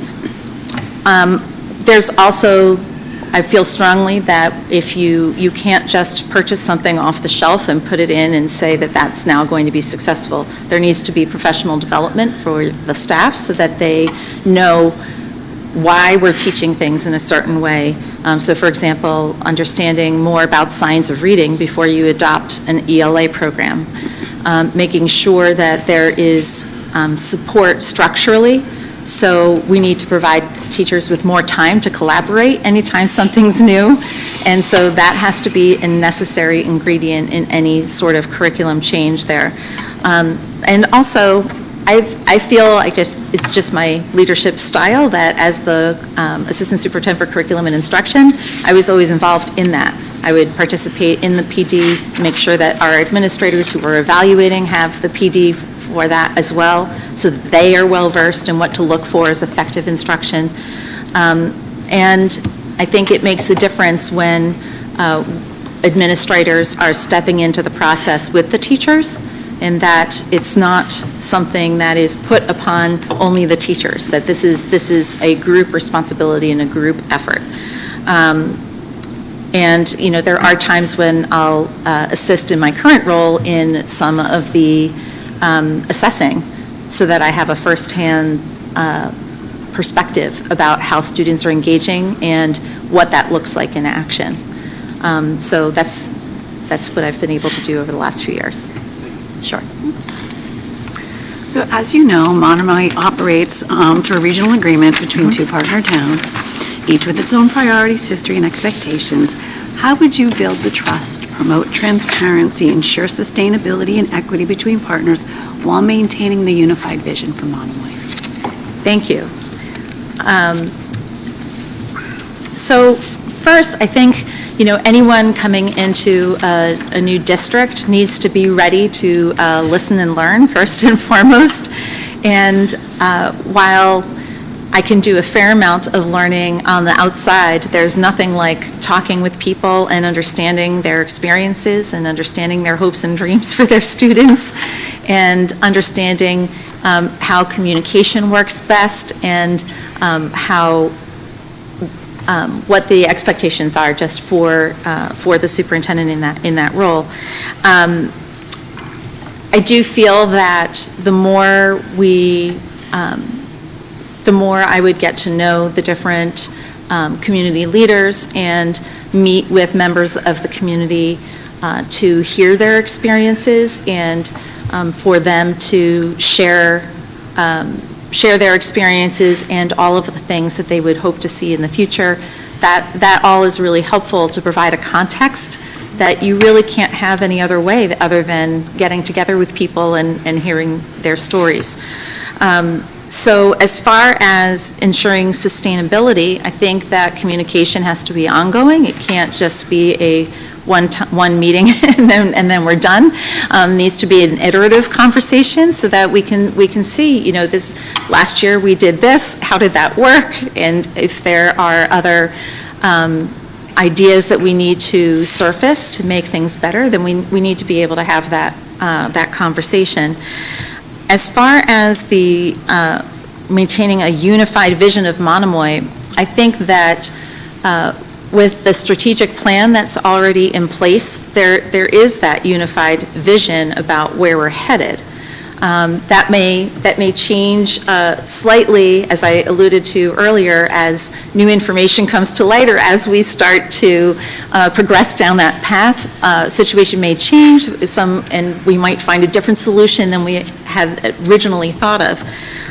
So that's all important, but I think that as long as things like having the same curriculum materials that are at the two elementary schools leading up to the middle school, that would be something that would be really important because the fifth graders are going to enter the middle school and we want them to have had a consistent experience from class to class, grade to grade, school to school so that everybody can be successful.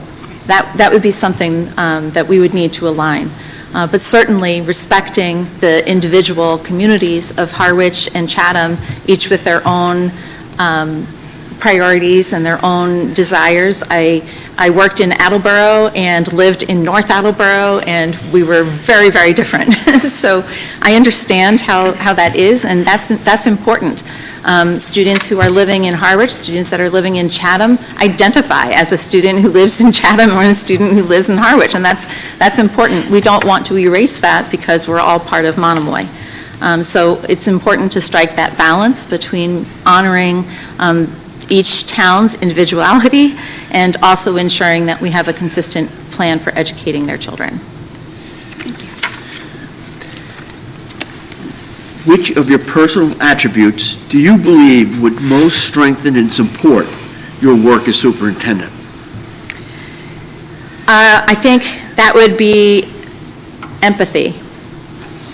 That I think that I have a good ability to be able to understand someone's situation, and if I don't, to be able to sit in that moment and so that I can understand.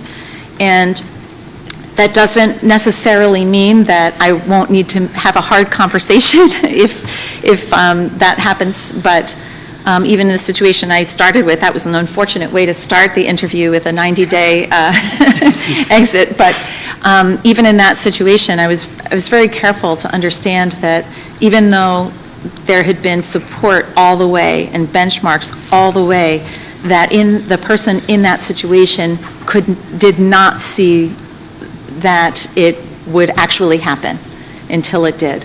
So I think that I was able to help that person understand that, I would support them in helping them find their next education role. It's just that this particular one just wasn't the right fit, and we left on good terms, and eventually she was able to land in the right position and succeeded. So I do think that empathy helps preventatively as well, just being able to think through that lens about what might be all of the other perspectives to take into consideration. If we do X, who else will be affected? And if this person is affected, what might that feel like? And what might they need? So I think that would be the first thing that comes to mind. Thank you. Sure. Our district, like many others, is facing declining enrollment. How would you address this challenge while ensuring the district maintains the quality and breadth of opportunities for students? Thank you. So I would approach this in a few different ways. One would be to do what we can to make sure it doesn't decline further. So I believe, definitely correct me if I'm wrong on this, I believe that part of the plan for the 24-25 school year was to try to get a handle on that, about what if students are not coming to our elementary schools, where are they going? And so I haven't seen the results of that, but that would be, to me, that would be a place to begin. And hopefully communicating if there's maybe a lack of understanding about all of the different options that we have for early childhood, for example, that might be something that we need to reach out for, and to be able to talk with other providers and doctors, et cetera, if we need to get the word out about all of the things that we do offer. So I would say the preventative piece would be part of it, trying to ebb that flow out of the districts. Also making sure that if it is a situation where the enrollment declines to a degree that other cuts are necessary, then I would want to reach out to other districts. There may be opportunities for us to coordinate. So I'm just going to use sports as an example. So if there were, if we could no longer run this particular sport there might be opportunities where we can work with other districts and try to still ensure that we have that experience for our students. So another idea would be that if there are opportunities for some specialists or related service providers, that if their caseload is diminishing, but we can also increase some of the Tier 1 supports in our classroom that will provide more opportunities for students to be able to any additional accommodations or other learning strategies that the classroom teacher can use with the guidance from the related service providers. That might also be an area that we can enrich the classroom instruction without losing those opportunities. And I'm happy to answer any other follow-up questions on that. Thank you. Okay. Our district places a strong emphasis on supporting our students' academic, social, emotional, and personal growth both inside and outside the classroom. Please describe your approach to building authentic connections with students, family, staff, and the community to ensure that student needs are met. Great. So I would do this in a few different ways. One would be an ongoing, we want to get information from our students and families to make sure that those goals are being met. So things like our periodic school and district needs surveys, that can be a way that we can target whether what we think we're providing for our students is what we're providing for students.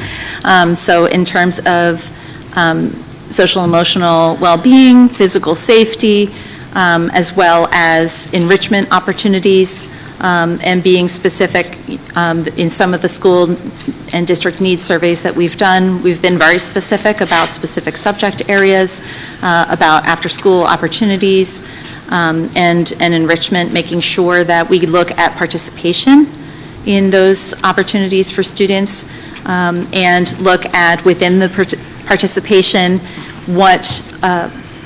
could there be any barriers to have students participate in those? So for example, are there exorbitant fees for students to participate?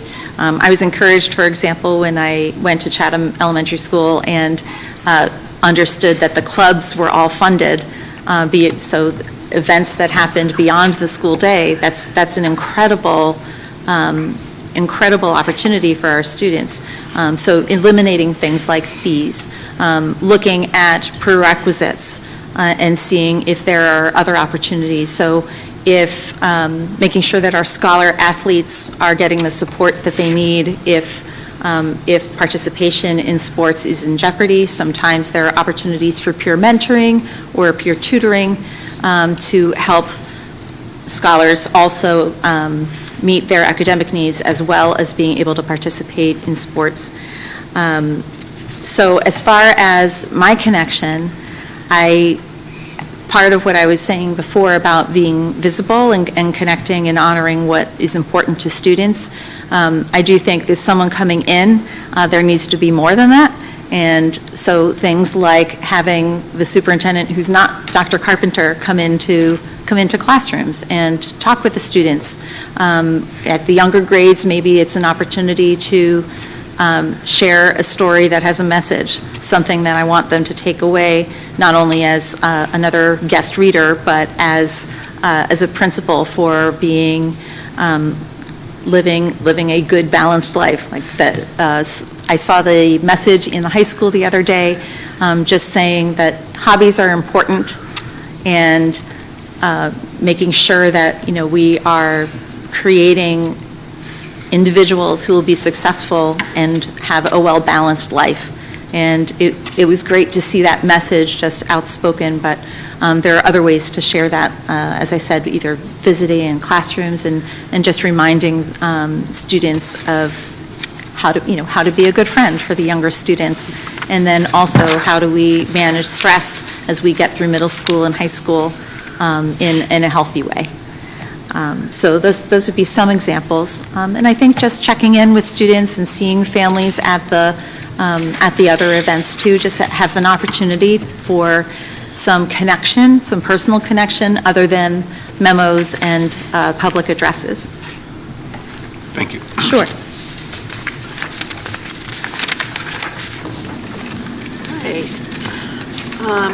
Please describe, please take a drink. Thank you. I seem to be the drink person.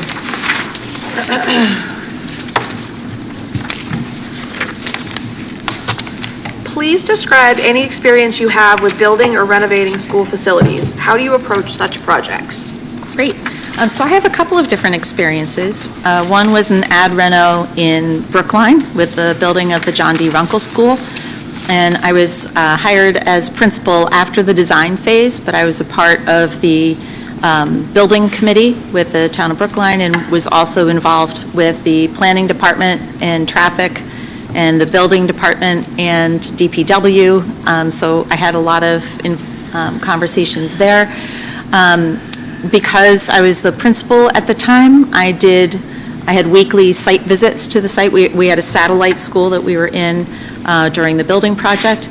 So I would go there weekly, and the community was very eager to see and understand how it was coming along, since it was a 2.5-year project. So at each site visit, there were updates that I would share with a video and post it online so people could really come along with the project.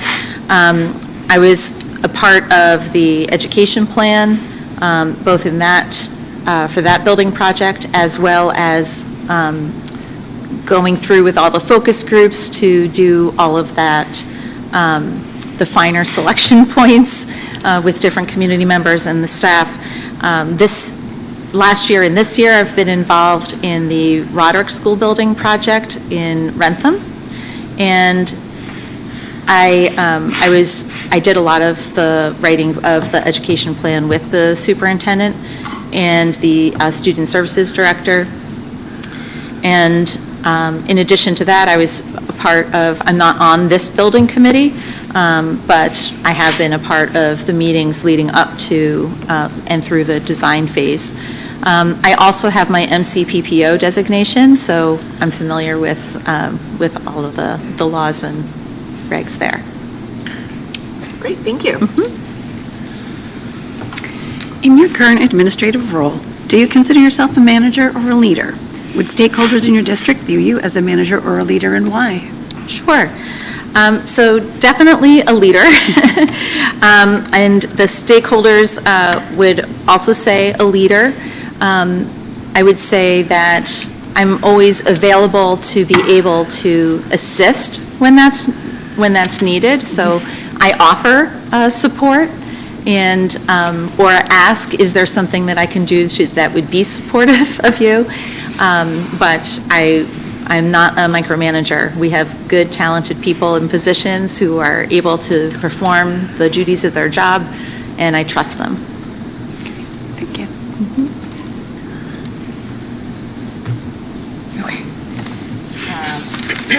In your role as an administrator, in what ways have you gone above and beyond your job description?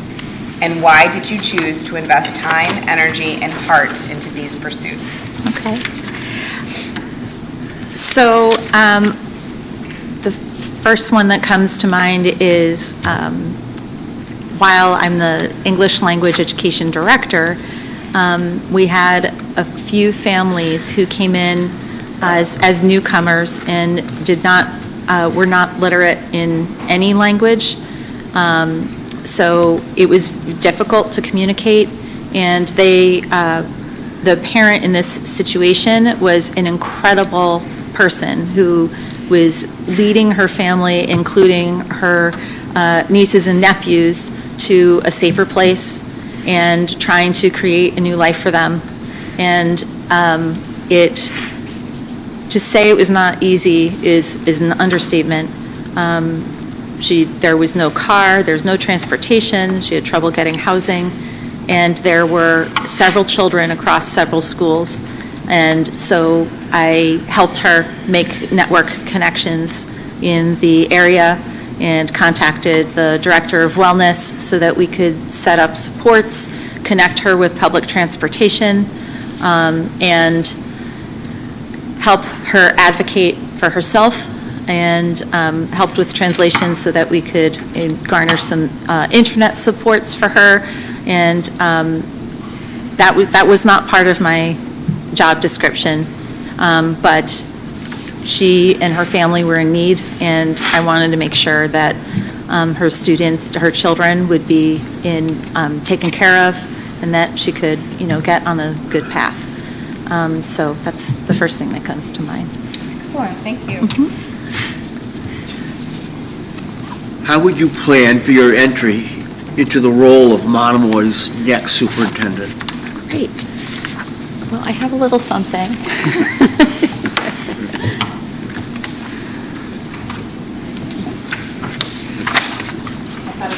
Thank you.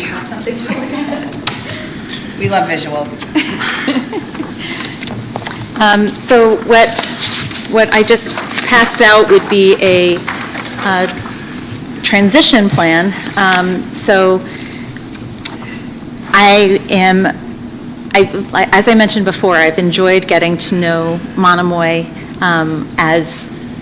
while not being part of the district, but I am very excited to be a part of the district and would love to, if given the privilege of this role, would love to start early in some transition activities leading up to a formal entry plan that would be available in July.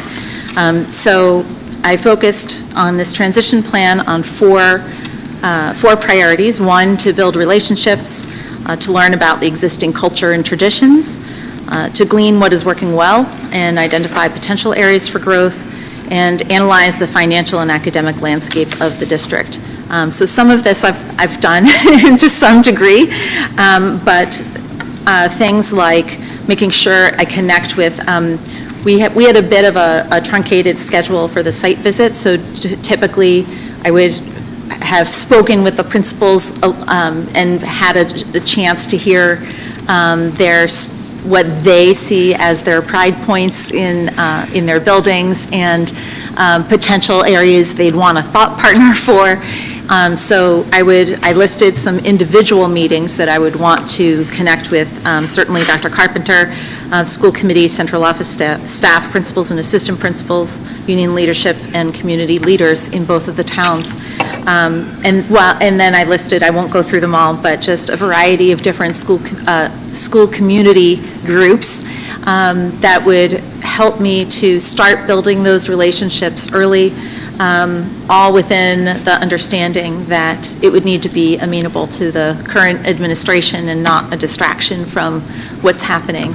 But that was my thought, and that would help me to get a leg up on the year so that come July 1, I could hit the ground running and have a solid entry plan and year one goals in place. So throughout here, you'll see woven opportunities to get information from students, caregivers, as well as staff and community members. I'm happy to answer any questions that you have. Do we have any clarifying questions? Okay. Do you have any questions for us or any final thoughts? Well, I do have some final thoughts just about the visit that I had on Monday, and I was really so impressed with this. I had 3 student forums, one at Chatham Elementary, then the middle school, and then the high school, and in each one, I was impressed with how able and willing students were able to share their pride for their school experience and appreciation for what the teachers do here, and how there's a genuine care for the students themselves, not only what they learn. So clearly, the relationships built here are invaluable, and there were wonderful suggestions from the high school students about things that they would like to see happen in the high school, or a course opportunity they'd like to see. So they were very willing to share their thoughts and ideas with me, which was, to me, a wonderful sign. And what also stood out to me was that the experiences and the community events were really powerful for the students. So whether it was the hands-on making the ladybug homes or the community experience of field day with everyone in one place, it's just a really devoted community. There's a lot of support here, and when I mentioned to the middle school students that they asked me what would make a good middle school. And I said a good middle school helps kids build relationships with one another, and that a good middle school ensures that there's at least one adult in the building that they can turn to when students need someone. And that they need to make sure that they feel competent and capable, and that they have a voice. And we talked a lot about that at the middle school level, just about how they felt like they had more freedom and that they could make some of their own choices. So I'm so grateful that that's the environment that has been cultivated here to really elevate their student voice. And I guess in closing, I would just say that, I begin each day at work with intentionality and aim to that what I say and what I do will reflect the compassion, empathy, and encouragement that I want to bring to build up others. And this begins with listening. So you heard me mentioning listening and learning as I'm coming on board, and I do feel that listening cultivates trust, and that trust will build relationships, and ultimately that will build community. And with community, we can be unified as the District of Monomoy.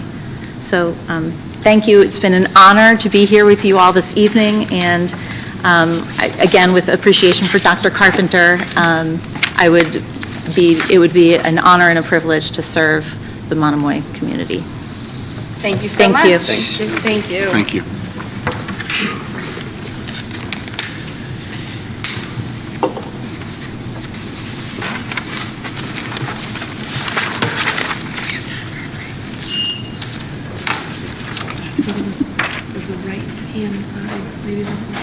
Yes. So we'll have a break just for a few minutes until our next candidate.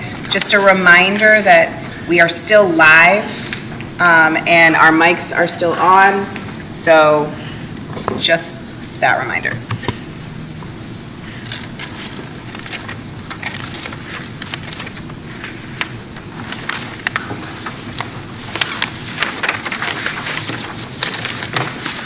Dirty joke, Billy.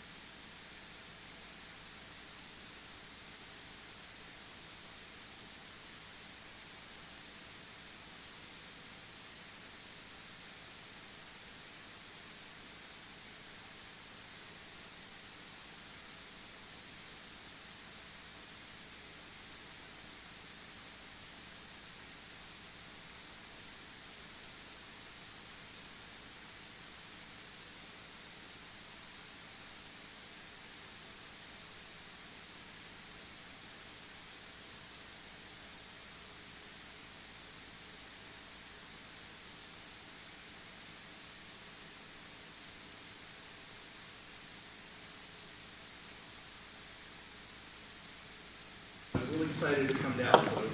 Will you hit your mic button? Thank you, sir. There you go, all right. All right, so similarly to when you were here sitting at that table before, Okay, you have an hour and 15 minutes. okay. We have 13 questions for you, Only 13? only 13. Okay. It is a different group sitting in front of you. Although we have name tags, we're going to do a quick introduction. Great. And then you'll have an opportunity to do an opening statement, and then we'll start with our questions. All right, great, thank you. Stephen DeBall, Chatham representative. Jackie Zebrat Long, Chatham representative. Brad Sheff, Vice Chair, Chatham. Nice, Meredith Henderson, Chair, Harwich. Ryan Edwards, Harwich. good to see you again. Nice to see you again. Ryan Clark, Harwich. Nice to see you, nice to meet you. All right, so if you want to start with an opening statement. Sure. First of all, I want to thank everybody for the opportunity to come visit on Monday. It was a highlight. Everything that I thought I would find, I found that and that much more. Caring staff, engaged students, the relationships between the staff and the students were absolutely amazing. You could just feel the positive culture and climate in all those buildings when you walked in.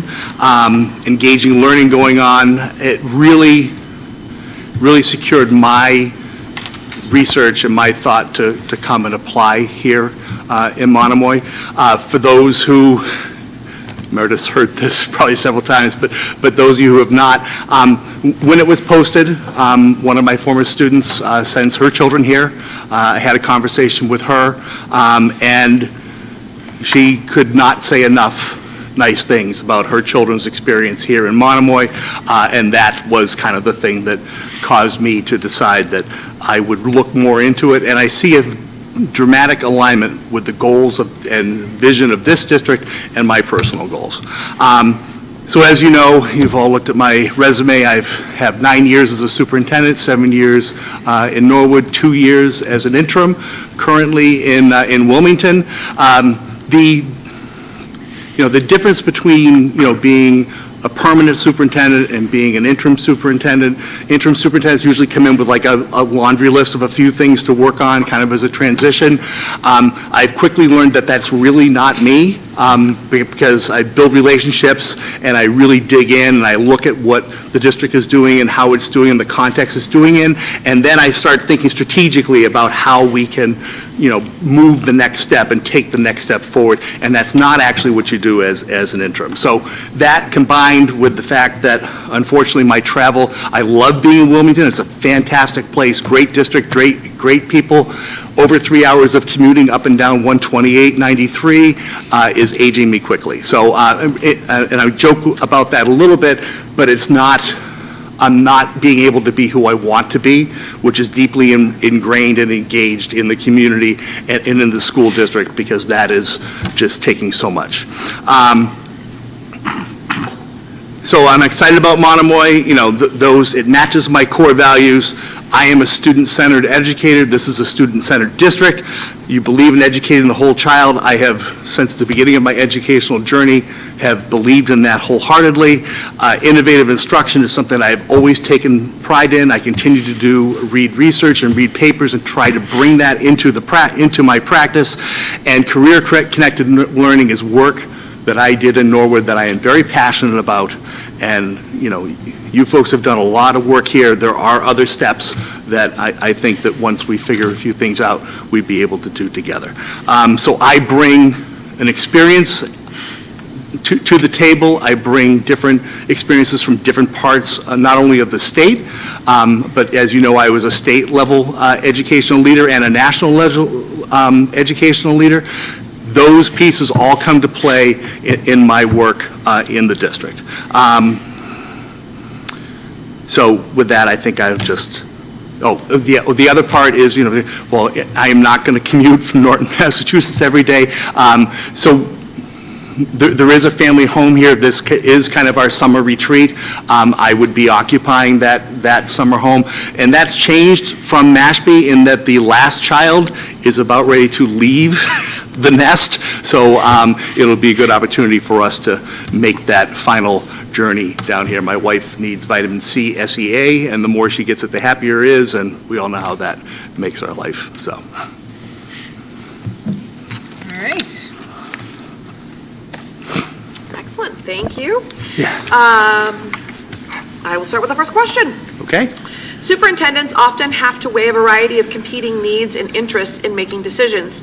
Can you describe situations in which you have faced difficult decisions or had to make unpopular recommendations, aside from budget decisions, and how you manage those?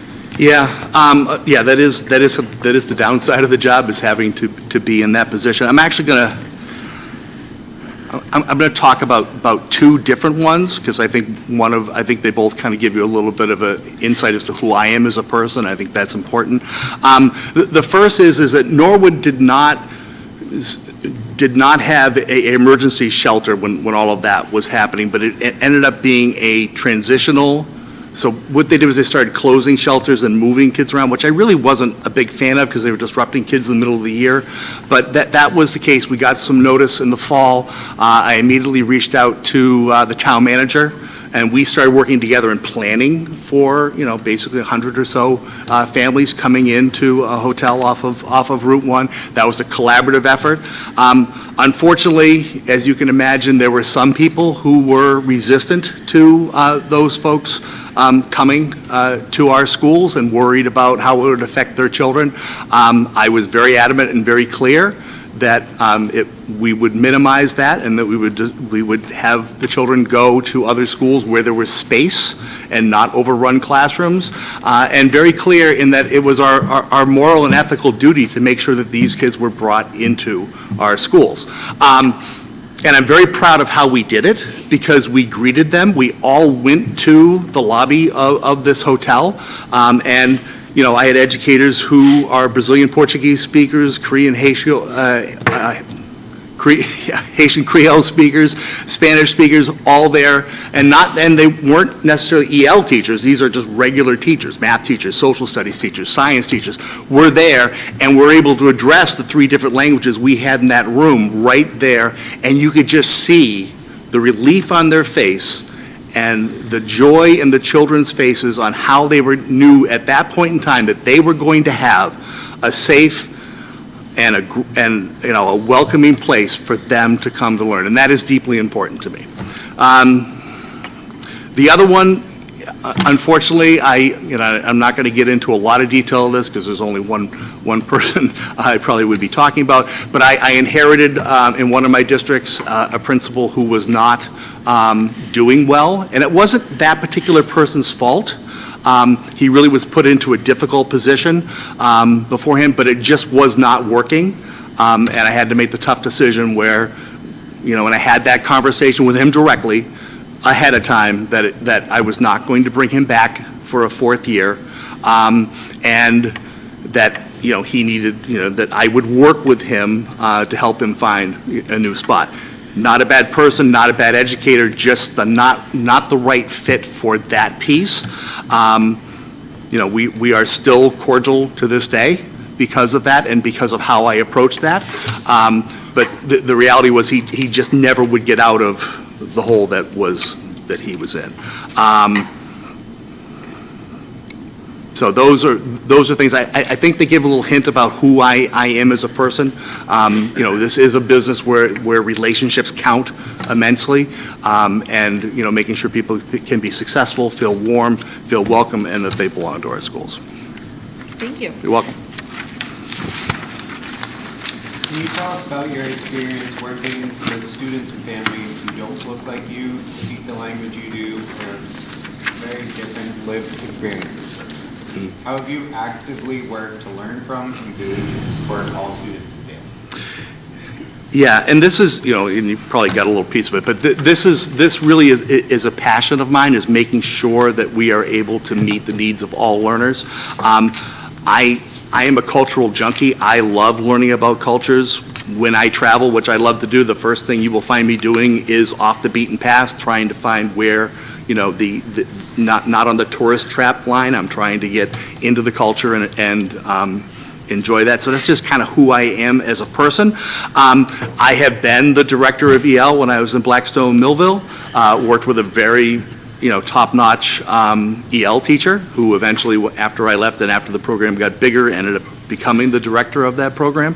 And then in Norwood, we had over 600 ELs, 37 different languages. They represented about 25% of our population by the time we left. When I got there, it was about 400, and we added 200 more, and that's not counting the emergency shelter folks. So the one thing, you have to go in with a curiosity, you have to go in and you have to listen, you have to ensure that you are providing the right kind of education following the law. One thing that we did, when I got in Norwood, there was not a consistent English language learning curriculum. Great dedicated teachers who, because of a poor funding situation, did not have materials. When we passed the override, that was one of the first things on the list, was to get a curriculum in there. A few years later, I was able to advocate for an English language learning or multilingual learning director, and then the program took off.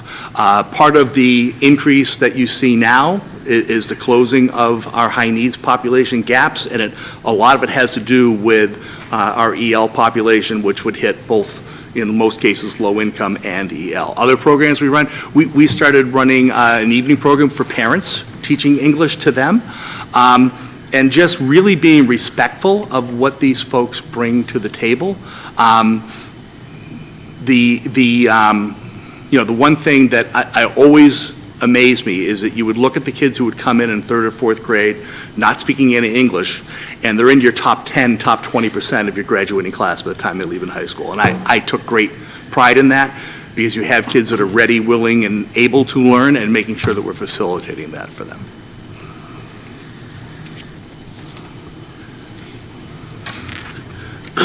Please share examples of ways in which you have guided principals to improve their performance as instructional and organizational leaders and refine their approach to working with students, families, and staff. Yeah, this is something I actually take a lot of pride in. I firmly believe that your biggest lever for school improvement, for student improvement, is at the building leader level. You will notice that I have mentored 2 state principal of the year, also a blue ribbon principal. That's building close relationships based on mutual trust, goal setting, and support.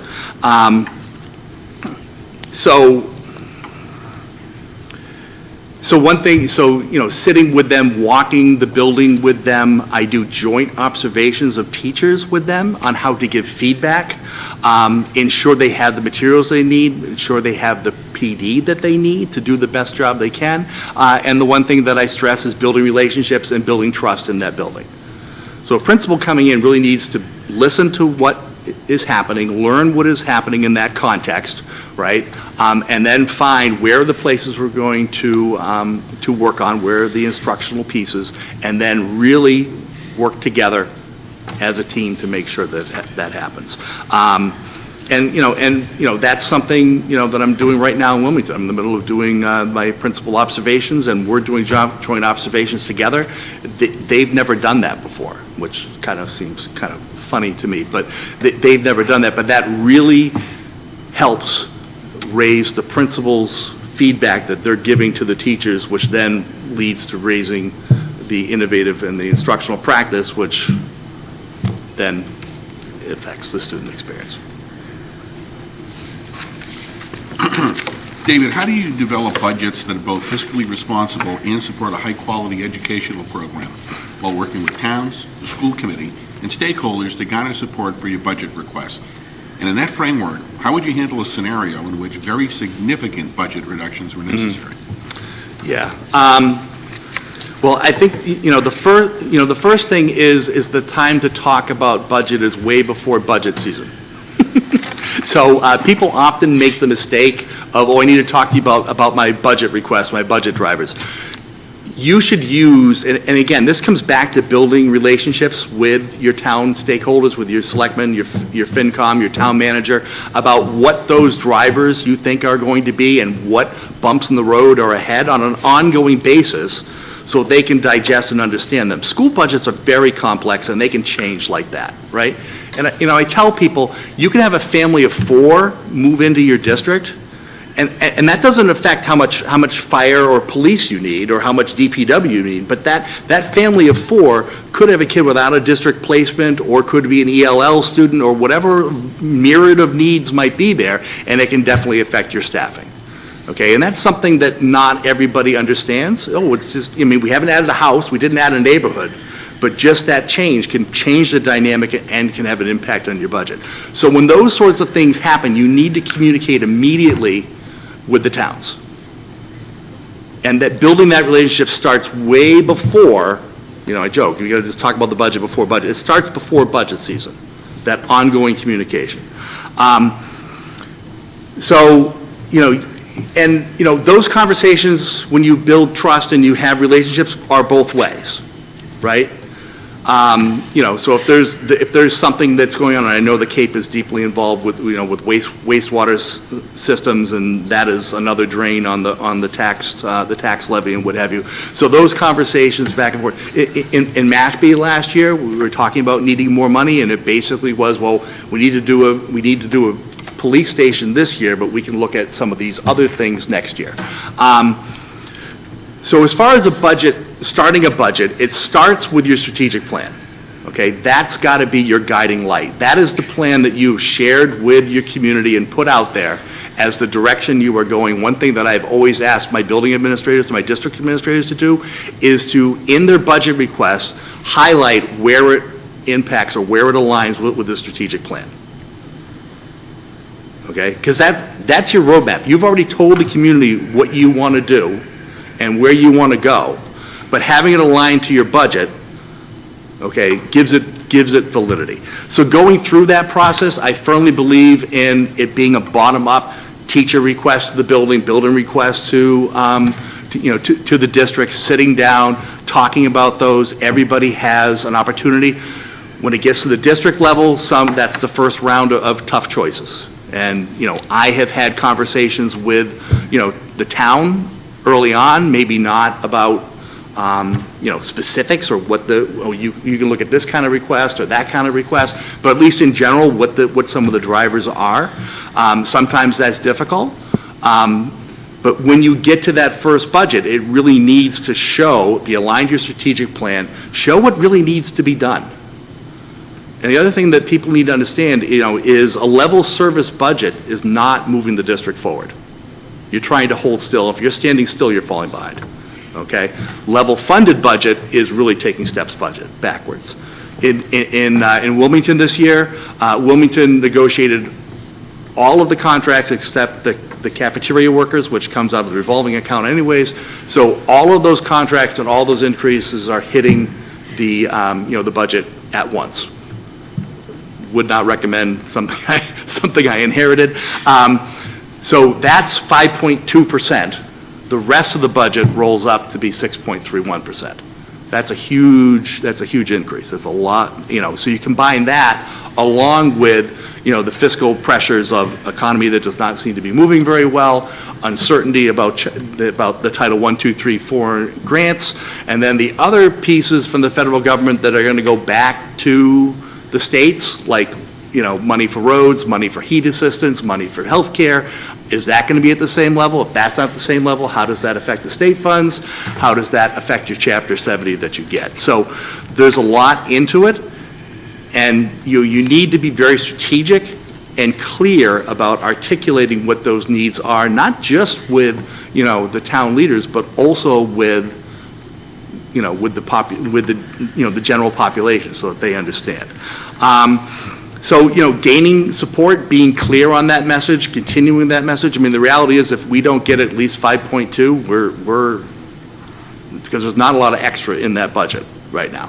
And making sure that is understood, and that, and I've had that conversation with both the FinCom and with the town manager ahead of time, so they know what the drivers are.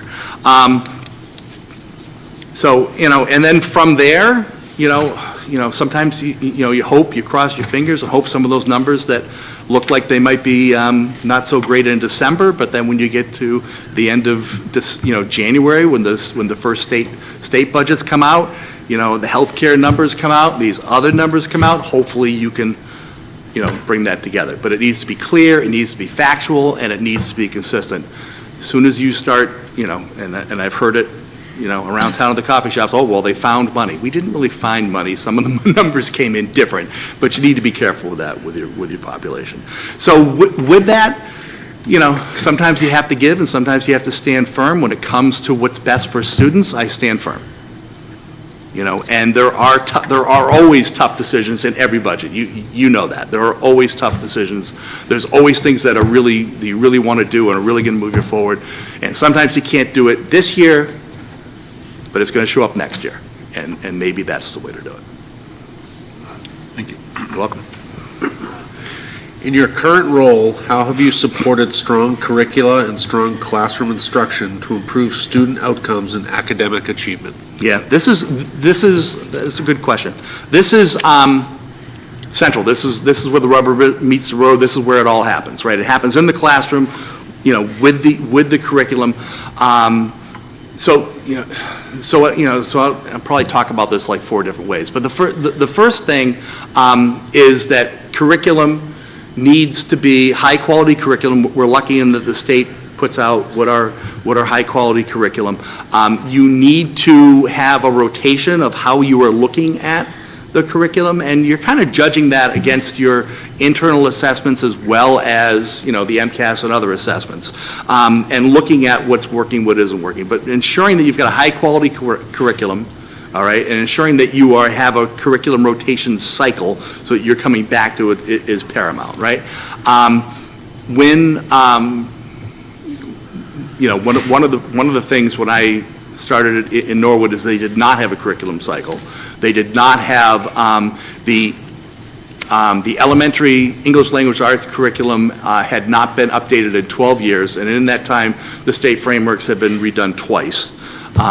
And you had 5 different elementary schools all sending their 6th graders to the middle school with 6 different experiences in English language arts. So I would joke that the toughest job in the district was being a 6th grade English language arts teacher at the middle school, because depending on where they came, because what was happening is they would pilot programs and then not be, again, tough budget decisions, and then not be able to bring them on.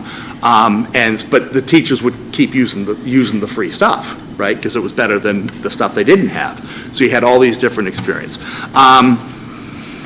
So then the other piece of that is actually the instructional piece. And this is a mistake that's often made. So you bring in a curriculum, you do all that PD and training, and then 2 years later a new teacher comes in and they weren't there for that training. So this is something that I have done, is ensuring that those new teachers get training in the teaching methods from one of the curriculum people, on that approach, on those materials, what's in there and what have you. The other piece to that is a pretty intense onboarding program where we would do a few days of orientation, but then we would meet once a month and do this kind of work where we would talk about the instructional practice, we would talk about implementing the curriculum and making sure that it's at a high level. So, and the other piece of that is, your ongoing progress monitoring and assessments, right? So how are we looking at that? You have the baseline you do in the fall. You have a mid-year one, and you're looking for progress. And when you don't, how are you addressing it? The other thing that we started doing was that we would take the MCAS scores and look at it from 2 different directions. One, we would look at it as a litmus test on our curriculum and how well it was working, and where we needed to sit together and maybe make some changes because kids weren't gaining skills or showing things. And then the other was to look at the students' individual areas of weakness and strength and making note of that in the next year and figure out where in the curriculum, when it cycles around, where in the curriculum that they would work on that at grade level. So you do the 3rd grade test, and they don't do well with narrative writing. Well, you're going to do narrative writing in 4th grade, right? But you're going to do it at a 4th grade level, and those kids that have trouble with that, you're honing in on that. So so again, you're trying to accelerate as opposed to remediate to ensure that they're moving forward. And there's probably 3 other things I could probably go into, but I think I'll stop there. Dr. Thompson, Monomoy operates through a regional agreement between 2 partner towns, each with its own priorities, history, and expectations. You've alluded to this a little already, but how would you build trust, promote transparency, and ensure sustainability and equity between partners while maintaining a unified vision of Monomoy? Yeah. So that's, yeah, so that, and I've worked in two regionals at this point, and that is something you really need to build relationships in both communities, right? And deep, especially coming in, understand, I'm going to need to come in and listen and understand the history, the expectations, and, when you listen and listen actively, you start to build relationships and you start to build trust. And understanding what they're looking for, what their concerns are, and you might not agree with all that, but at least you're trying to build some sort of understanding. The other thing that we would need to do, which I noticed at the last meeting, Mike McMillan, right? Yeah, it's like Mike presented the 5-year projections, which I was all excited about because I've been doing that for years, and ensuring that the towns know what the forecast is looking at down the line, so that can help them plan is very important. I think with any sort of agreement, like a regional agreement, you need to get to a point where it's done with you and not done to you, right? So, they're in conversations about what these needs and expectations are. We're listening to what their expectations are and what's driving them, and it's not, oh, here you go. It's being done to you. Anytime something's being done to you, people get, a little resistant and hesitant to that. So building that partnership, and it starts with listening and having conversations about what, we want for our kids and the value that this school district is bringing to this region, to both towns. Thank you. Which of your personal attributes do you believe would most strengthen and support your work as superintendent? I have a lot of attributes. Do I have to just say one, or can I say a couple? The first, so the first probably is a enthusiasm and a passion for the work. This work is deeply important to me. And when you come with that level of enthusiasm and gratitude, I think that sets a culture and an expectation for others that are on your team. The other thing is that I am a very good listener. I'm an excellent collaborator. I firmly believe in supporting and developing others. As much as I would love to think that I'm going to do this for the next 100 years, there is going to come an end to that. And I really am passionate about making sure that there are high-quality educators in the wings coming in. We just had a principal move on in Wilmington, and we are elevating the assistant principal, who's part-time principal, part-time teacher, up, and I am partnering with her and working with her to make sure she is successful, in this interim principal role. That is something, that investment of time and effort in others is time well spent. Because you can't, you have to have, as a superintendent, you have to have a team that's going to help you do the work. It's not one, it's one person who sets the climate, it's one person that helps, articulates the vision, all that sort of, but everybody has got to be on the same team, moving in the same direction.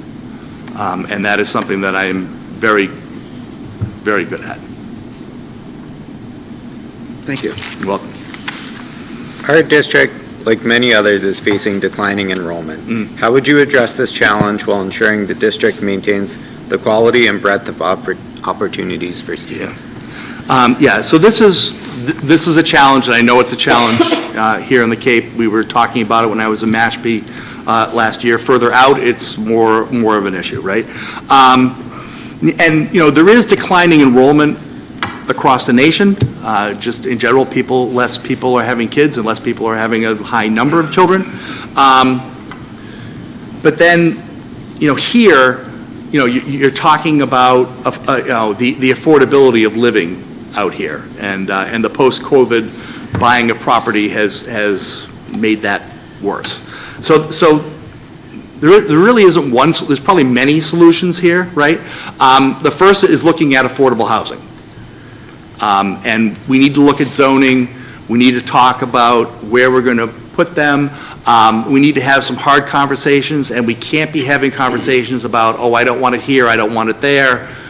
And it's not just teachers and educators. I'm sure it's police, fire, DPW, the whole gamut. So, we need to make sure that, we have affordable housing. The other piece is school choice, right? So Monomoy has a good level of school choice. Personally, from what I've seen in my limited, I would think that this would be even more desirable,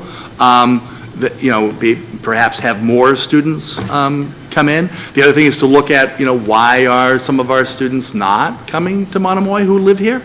And some of those, maybe it's historical, they've always gone to this particular, the family's always gone to this school or that school, and you're probably not going to roll that rock uphill.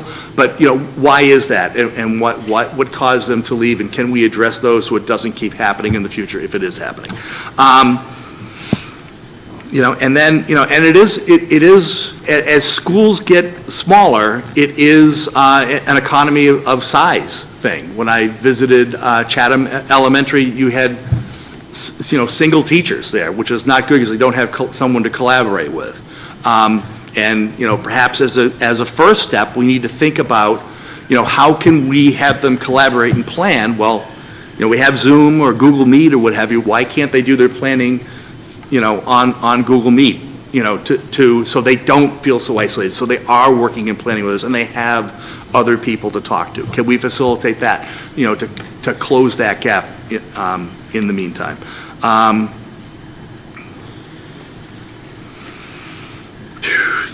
But it really comes down to affordability, and that is not.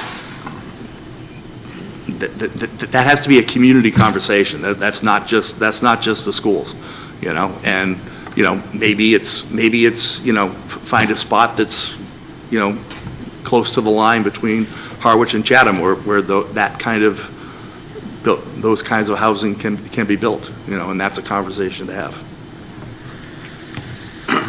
Our district places a strong emphasis on supporting our students' academic, social, emotional, and personal growth both inside and outside the classroom. Please describe your approach to building authentic connections with students, families, staff, and the community to ensure that student needs are met. Yeah, that is, and again, these core values lining up. I do believe in the whole child. Every single child, educating the whole child. Let me finish the sentence. Ensuring that, because that ensures that students are finding success breeds more success, but also it's about belonging.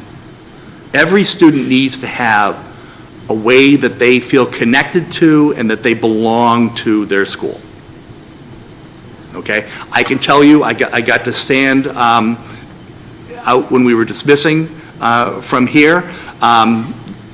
Meredith might have noticed I stood right in the middle. I was looking at every single kid's face as they walked out. Okay? Happy. Did not see, maybe the ones walking the other direction, I don't know, but I saw great student, there was just a vibe there that, they really walked, they were happy, they were talking, there was an excitement in the air, and not just because they were leaving and there was snow, you could just tell, and that was purposeful. I was standing there for a reason,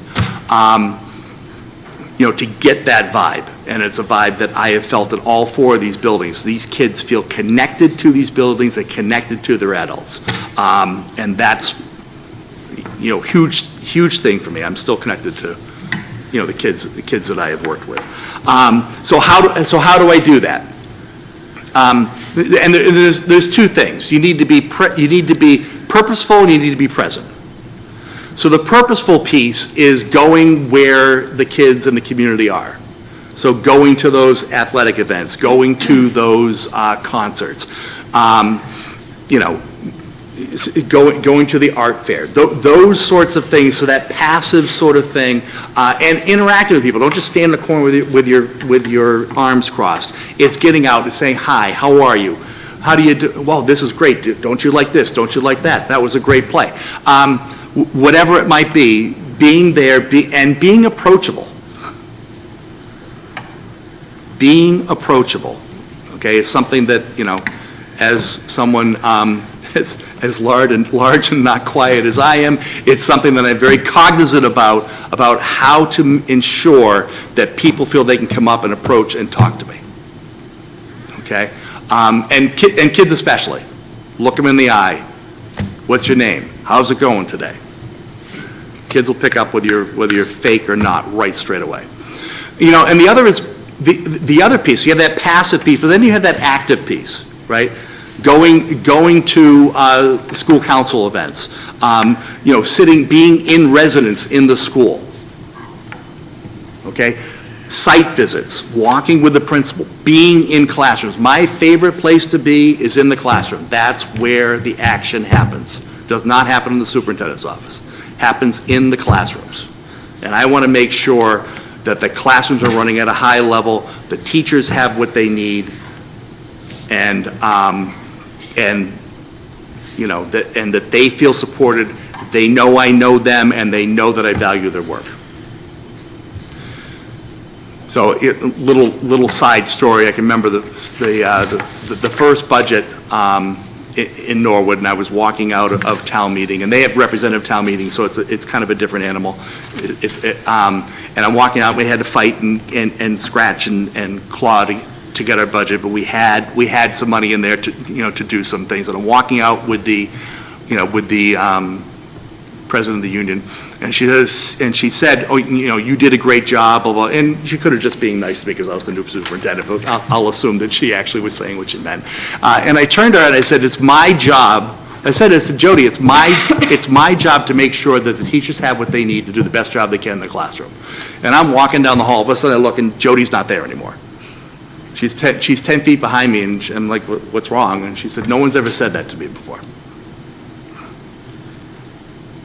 Okay, that's what this role is. That's what this role is. And getting that across to people and having people believe that makes a difference to what they do every day in the classroom.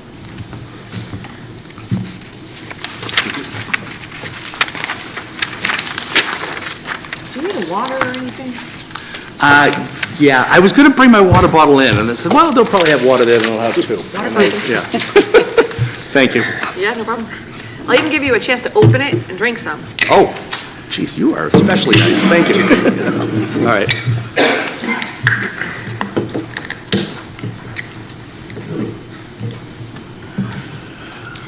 And I'm the next person. So, please describe any experience you have with building or renovating school facilities, and how do you approach such projects? So busy reading along, I forgot to drink. All right. Yeah, I have a lot of experience with building, with school building projects. So when I was doing my administrative internship, we were building, adding on to and renovating the Ahern Middle School in Foxborough. The funny thing, so I was involved with, and that project was adding on to the existing school while school was in there, okay, and then renovating the whole thing, the other half of it, right? So they built onto the building, like jackhammering holes in the side of the building, built onto the building, and then we moved into the new building, all right, and I was in the midst of that. So that was my initial piece. My wife and I still get, my wife mainly, still gets a big kick out of the fact that I was in charge of the FF&E, the furnishings, and picking out the colors and everything. Exactly. See, she gave me the same work when I said that. But just so you know, they give you a palette, so you really can't screw it up. You just got to just go along with the palette. But anyways, so then from there, the whole MSBA process from soup to nuts, getting in, the preliminary piece, the feasibility, the initial plan in Norwood to build a $158 million middle school. So through that entire process, a couple things about that project. We were cited by the MSBA as having the best educational plan they had ever seen. Okay, and, I was involved with that. Obviously, there were people who were doing the main writing of it, but I was getting that educational plan, because it was written at such a high level, allowed us to get more things covered in our building project that would not normally be covered. Okay, that middle school has a TV studio, a black box theater, a full-size and a full-size gym. The town, and then, because Norwood does such incredible performing arts, the town signed on to building a full auditorium in that building, 1,000-seat auditorium, okay? So that was, the first one. I had the chance of touring that building this past fall. Game changer, absolute game changer. So then, I go to Mashpee, and in Mashpee, they were doing a HVAC project at the early childhood school. I walked into that, and they had started in June, and I'm looking at where we are, and I quickly realized that there is no way in heck we would be opening up the building at the end of August and bringing kids into it. So that's when the, manacled, not-so-nice superintendent person came out. So the difference with that project is that the funding level was below the limit. I don't remember exactly what the number was, but it was below the limit where you didn't need an owner's project manager. Okay, so they opted not to have an owner's project manager. Right. So it was going sideways. We were able to correct that issue, and the school did open, and everybody was able to start on day one.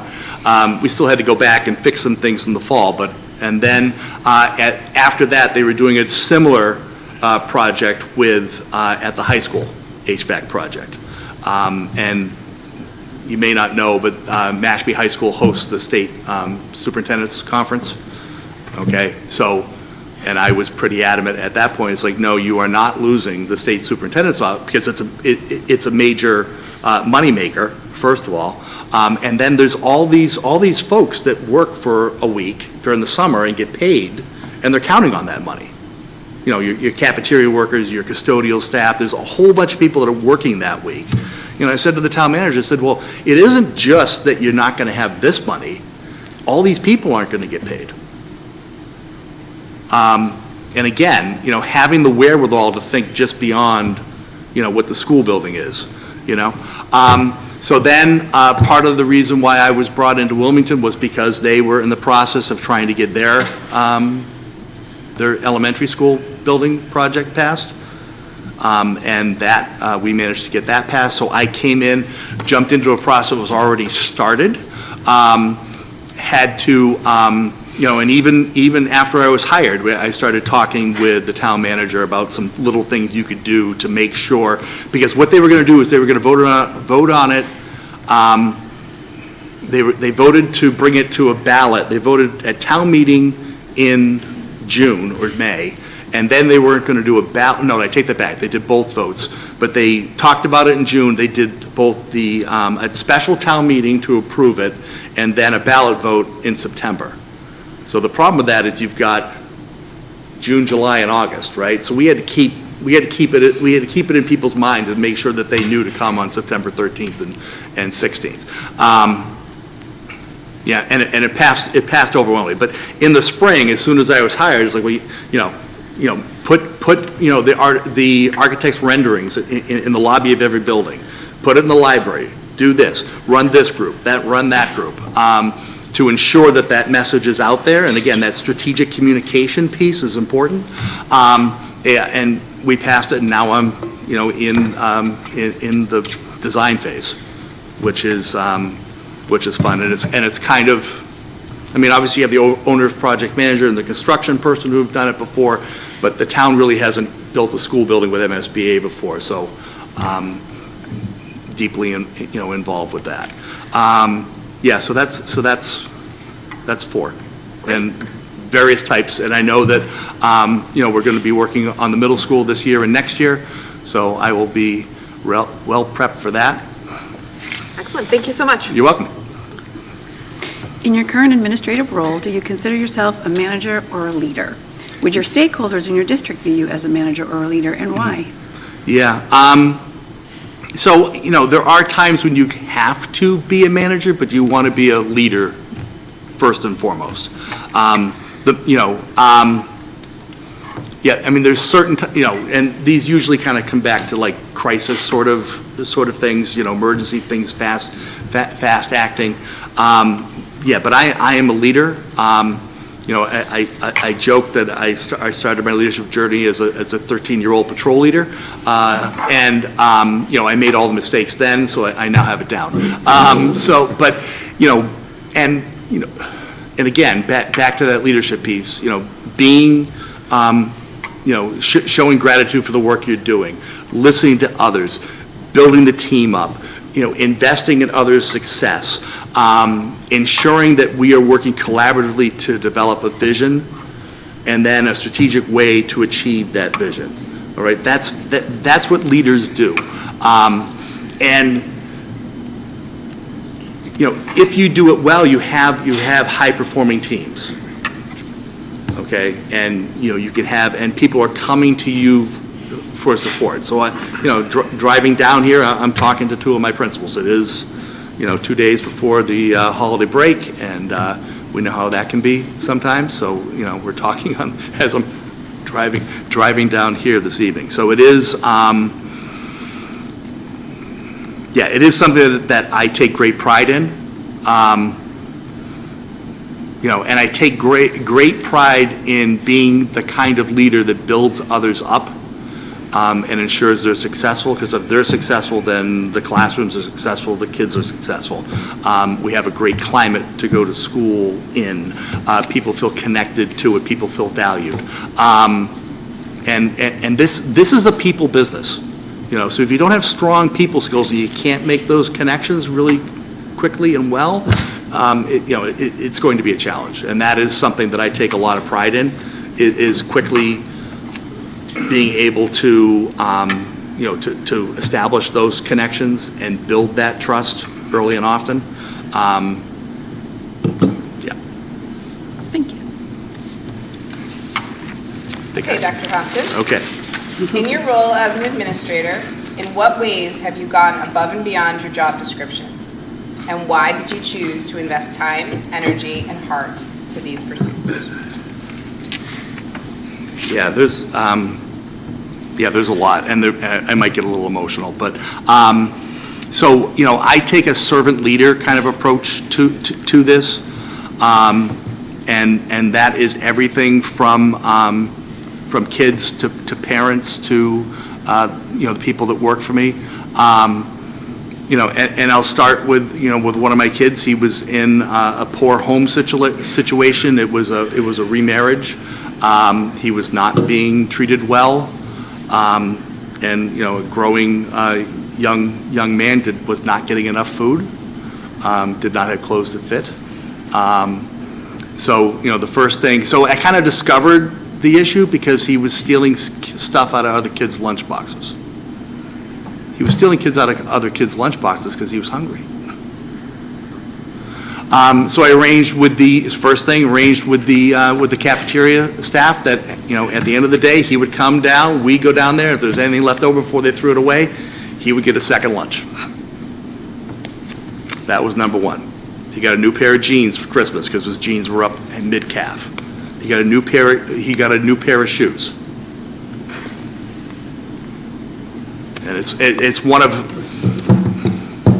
my kids that I wonder how he's doing now, because they moved. Then I think back to one of my principals. They had trouble having a baby. The baby came early. There was difficulty. He needed to be with them. I got to spend a month being the kindergarten principal. Okay? Michael, don't worry about it. I got you.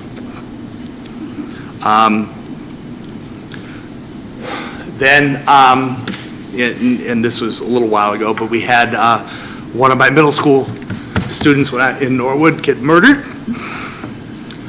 in the streets of Boston. First and foremost was to support that school, make sure that that principal had everything she needed to support those kids. Met with those kids several times and met with Mom. Mom was a single parent. She had moved out of Boston to keep her kids safe. He was back staying with his grandparents while she had to work on a Saturday, walk to a convenience store.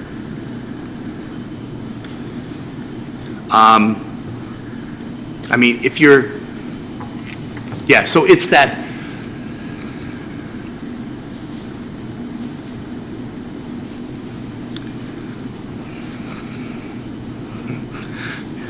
so I guess it's never been about me. It's always been about,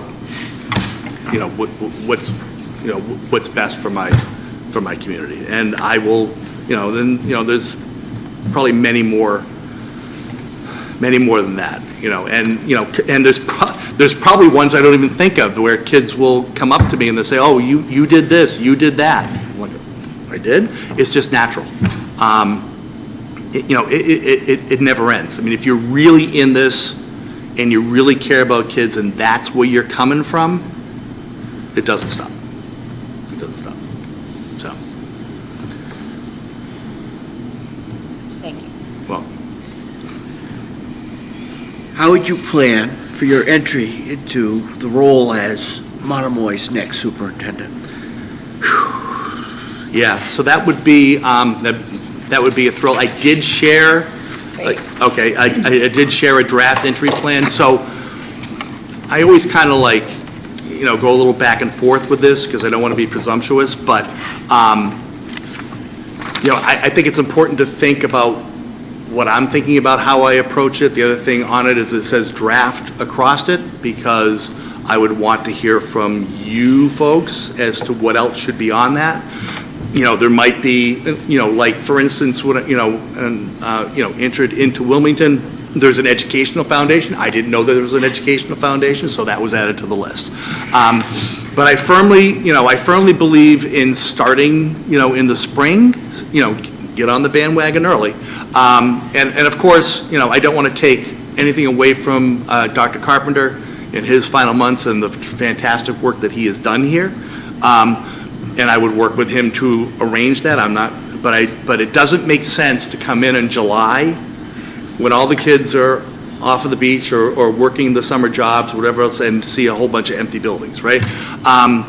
So I would want to come in, really start meeting with groups, starting, with central office, principals, students, and then, kind of go from there. But the whole construct is that you want to come in and, the common term is like a listening tour, right?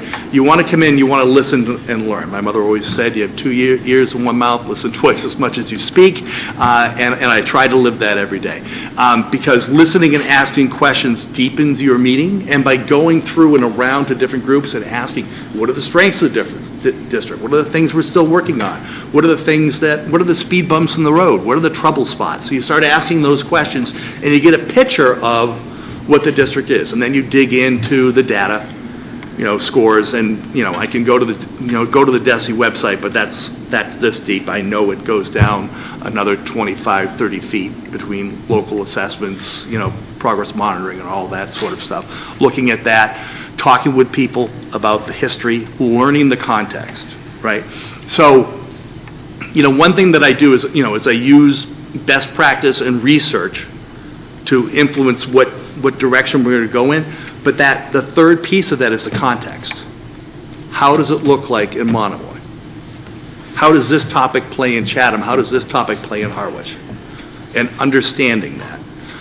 And then from that, come back, and report to to you folks on what I found. So, and again, doing things like,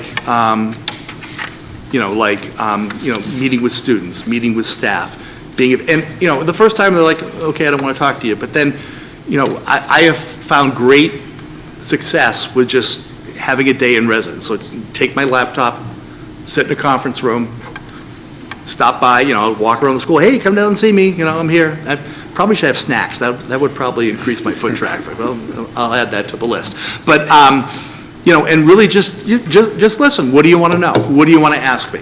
The other piece to starting early is I don't want anybody leaving and not knowing who I am and what I bring to the table. I don't want anybody on the beach not being able to do their beach read because they're worried about especially because Scott's been here for so long, been here for 13 years, right? So that is a big change. I am very aware of that, okay? Ensuring that people feel that they are going to be valued as they have been. They are going to be listened to as they have been, okay? And one thing that I will have on the list because of the shortened schedule is that I have to go back to the middle school and meet because I only got like 10 minutes and I only got 3 questions out. So I promised them that if I was lucky enough to come back, that I would come back and answer the rest of their questions. And that's important to me. I mean, if you are going to promise something, you need to follow through, especially with our kids. Okay, do we have any clarifying questions? All right, so you do still have a few minutes if you have questions for us, or if you have a final statement, or if there's something that throughout these questions you didn't say to us that you would like us to know. Yeah, I think I asked most of my questions I have right now when we were visiting. I did ask about the regional agreement. I did ask about the building project, so I won't ask those again. But I do want to thank you for this opportunity. It really has been a privilege. I was joking with Sean that I couldn't wait to get down here. It also took a lot less time than I thought it was, but it was. I shared on Monday that I was so excited to come and actually see Monomoy that I really only got about 5 hours of sleep. So by the time 7 o'clock came down, I was ready to fall over, but that's all right. But I really, so I think it's important that, I bring, I have done the job. It will need to be different in Monomoy, but I have done the job and I have done it at a high level. Every place I have been, there has been improvement, there has been growth, there has been a positive culture built, building a collaborative space, a common vision, this strategic plan, the portrait of the graduate, the career-connected learning are all really well done, but we're probably going to need to bring that to another level. And, the new graduation requirement piece that's coming out of the state right now is going to drive part of that. You guys are pretty well positioned on how to get there. But when you really connect the learning in the classroom to the real world, and there's all sorts of ways to do that. You can have second graders doing ads for the local animal shelter. Okay, when you do that, that engagement goes way, way up. And I'm already seeing the start of it here. I would love to be the person to help it get to that next level. I'm an innovative instructional leader. I think back to COVID, when we were all told that, and this kind of gives a picture of how I think about things, right? So, and not that I want to relive that, but that was probably the hardest time for superintendents and district leaders, because there was no playbook, right? Normally you can do something new. Okay, what program are you using? How'd you do it? Okay, we're going to do it like this or that, right? There was no playbook. I sat there and we got the directive that we were going to be bringing kids back, hybrid, this, that, and the other thing. Well, I knew that in Scandinavia they were about 4 months ahead of us, so I went and I researched how they did it there, okay? But what I did, and I found this out later, what that was different, we did a full school day. So if they were in on Monday and Tuesday, they were with a virtual teacher on Wednesday, Thursday, and Friday. They were in two groups. They were potted, so they never mixed. Okay? We operated a separate virtual school. Okay? That, again, met for 6 hours a day with a teacher online with them. So when the state said you need to go back and work on your time and do this and do that, we were already exceeding the whole thing. So when, so the commissioner came, sat in with me and had a cup of coffee, and I said, oh, we're doing this, and he nearly fell out of his chair. Jeff Riley almost passed out in my conference room, okay, because we had done that. But that was a collaborative effort. That was me looking at ways to do things and thinking about doing it the same way. That, running that virtual school, and I do not do this. I had to go back to the town and ask for about $800,000 to staff that. I was able to do that. Now, when the ESSER money came, that money went back to the town, because that's how you build trust, right? So that innovative piece, that working, and looking at how to do things and do it well, I think separates me from a lot of other people. That empathy that I have, that caring for my kids, and really, really working hard. I think that this is a place where I can really dig in for the long haul, 5-6 years, spend that time and help this district go forward, and I would just love to be a part of it. So, thank you for your time. I know you have debate and, some hard decisions and conversations to have, but I do appreciate the opportunity. And with that, I will say goodnight. Thank you so much, Dr. Thank you, David. Look how far ahead we are I on know. schedule. I didn't do anything in the first part, though. I only did that. All right. Already shook your hand once, so. Nice to meet you. Good to see you. Thank you, David. It's good to see you. Good to see you. Good to see you again. Good to see Thank you you, again. Dr. Thompson. Nice to see Nice you. to meet you. Take care. Thank you. Yes, thank you. Taking my water. You should. All right. Do you need a snack?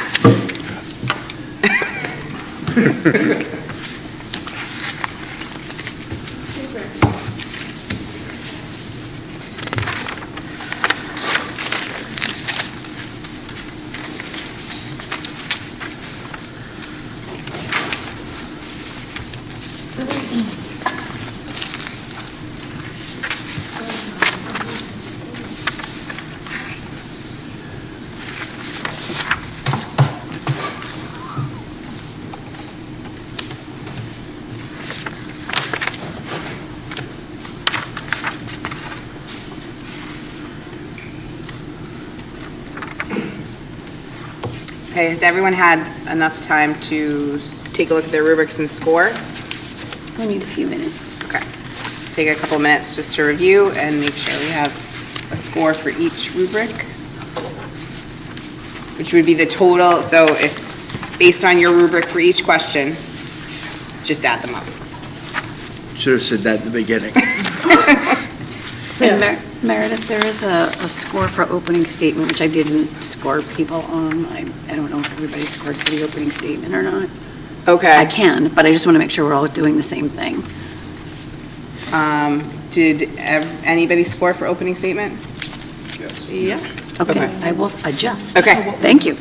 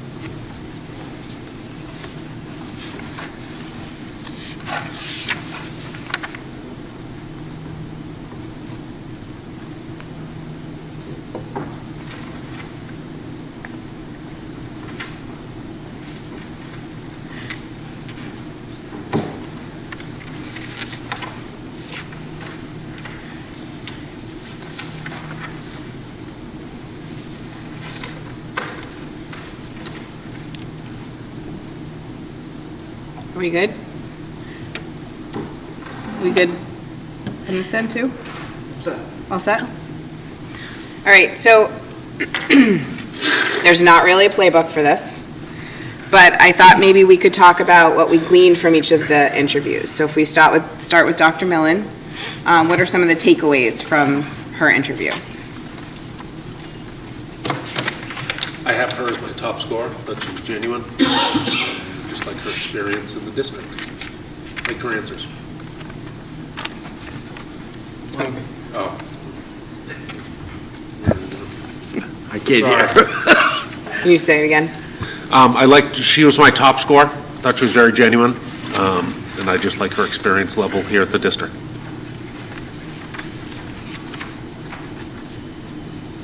What else?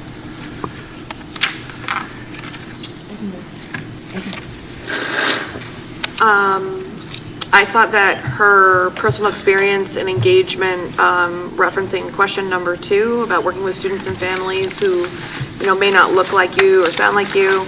I thought she had some great points about multilingual committees, engaging the community, Title III, and then her own personal experiences, which I think is kind of always nice to humanize what we're talking about. Kind of brings it back into reality. I really liked the response for question 3 on principals and their performance and speaking about the leadership model and the importance of team leaders in our district. I know for myself when Dr. Millen first got hired, there were multiple curriculums happening in the kindergarten classroom, and my oldest was going into kindergarten at the time. And I remember in the summer before she actually started the position of elementary school teacher, I took a meeting with her in the middle school to talk about what her plan was for transitioning so that all kindergarten classrooms, at the time there were 4, how all classrooms were going to have that equal, how there was going to be equity with the curriculum, because some of them had the Tools of the Mind program, and some of them had a different curriculum, and they were learning at different paces and different rates, yet all our kids were going into the middle school. So from the beginning, I've been kind of a champion for wanting to make sure we're streamlining curriculum and giving the same opportunities. And along with that, the team leadership roles developed, and I think that's helped regardless of how many classroom sections we have in Chatham or in Harwich, that they've been really kind of working towards working together as one unit, and again, with our curriculum as well.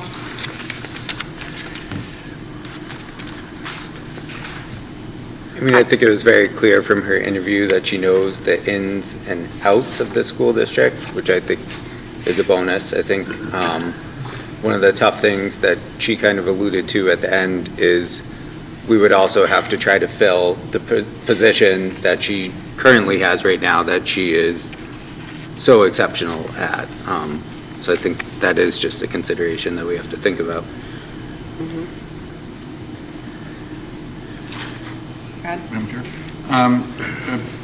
I also liked, as Jackie talked about her experience and how she grew up and fulfilling, responding to that question. But I liked your answers to the budget question, that it's important to center on the value on student needs. In terms of what was the 9th question, supporting the students' academic, social, emotional. I think she talked about building personal growth and focus on being in wellness, make sure connections, removing barriers.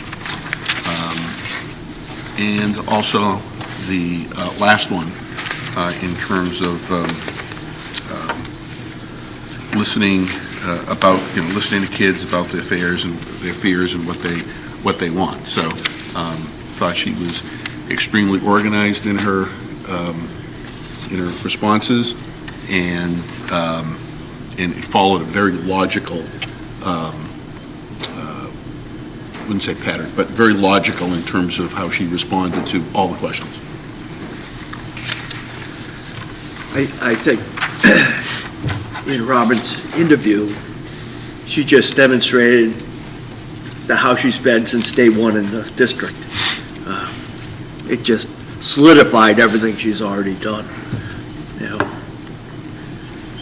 I was happy to hear her say that she wanted Grace, if she got the position, to view it from a different lens, because that's what needs to happen. You know, whoever steps into this role needs to go into the superintendent role and view it from that vision. So I was happy to hear her say that. And I like when people are saying, this is what I'm going to need from you to be successful, because we need to support her. If that's the choice that we make, whoever takes this role needs our support, so. I thought throughout all of the questions, she always brought it back to the students. And I liked, you know, her transparency of what she does know. And then, you know, at the end, you know, talking about the grace, talking about how she needs to learn and grow in a new role. So I appreciated that. I was also going to comment on question number 5 regarding the curriculum.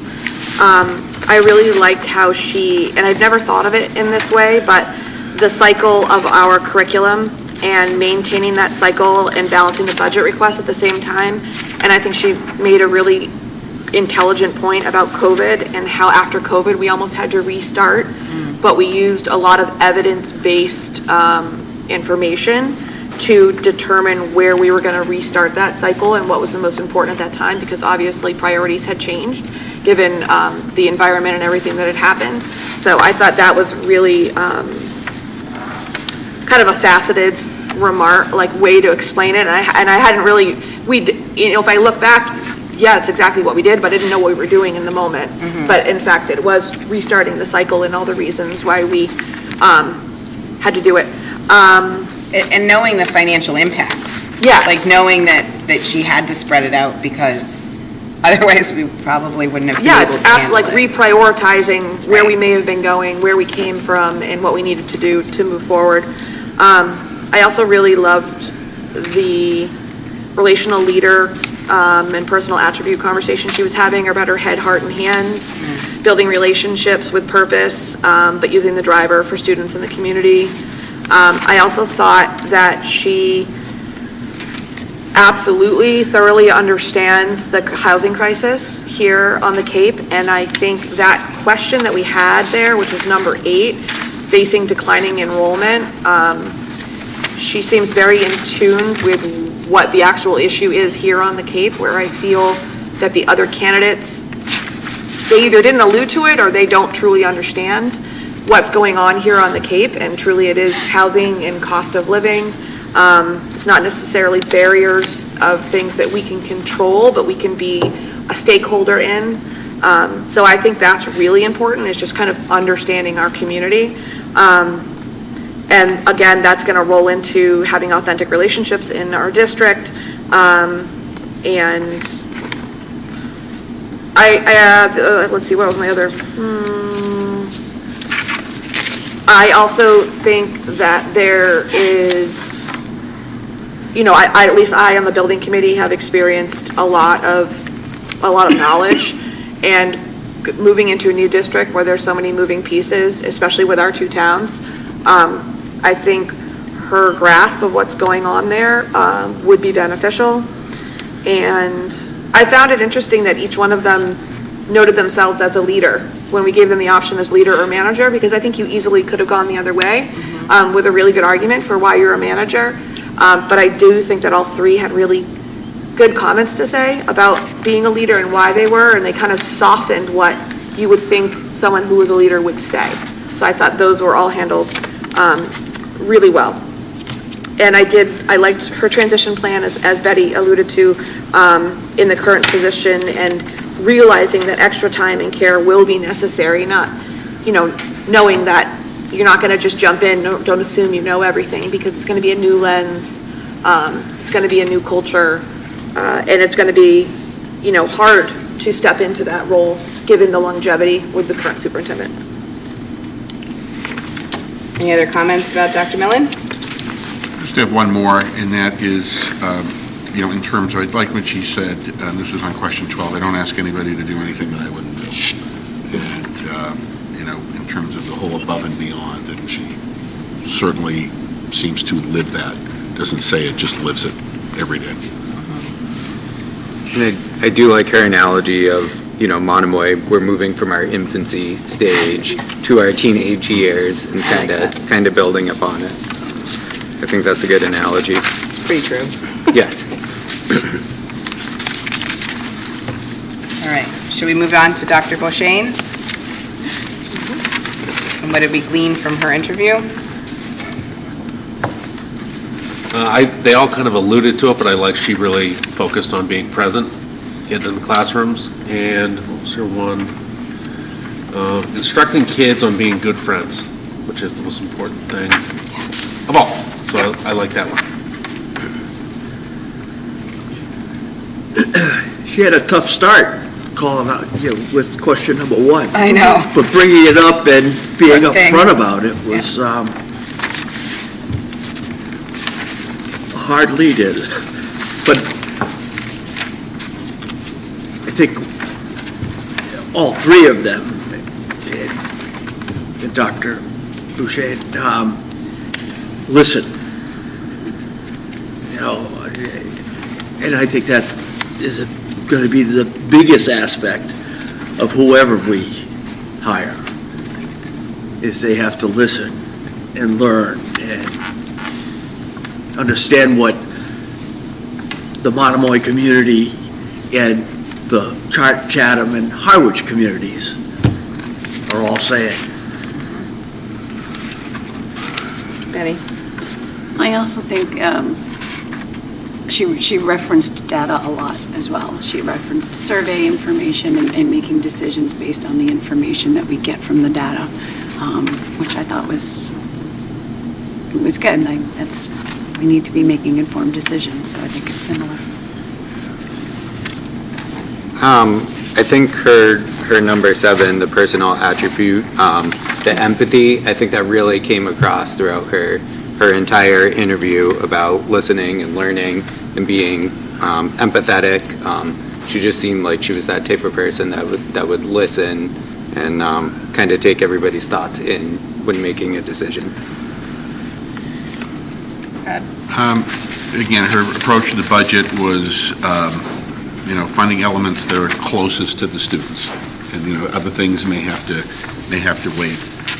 In terms of prioritizing them, and in terms of the authentic connections. The question, I like the way talking about living a good balanced life, and even trying to, at some point in middle school, I think she said, teaching them how to handle stress. Yep. I don't know why I raised my hand.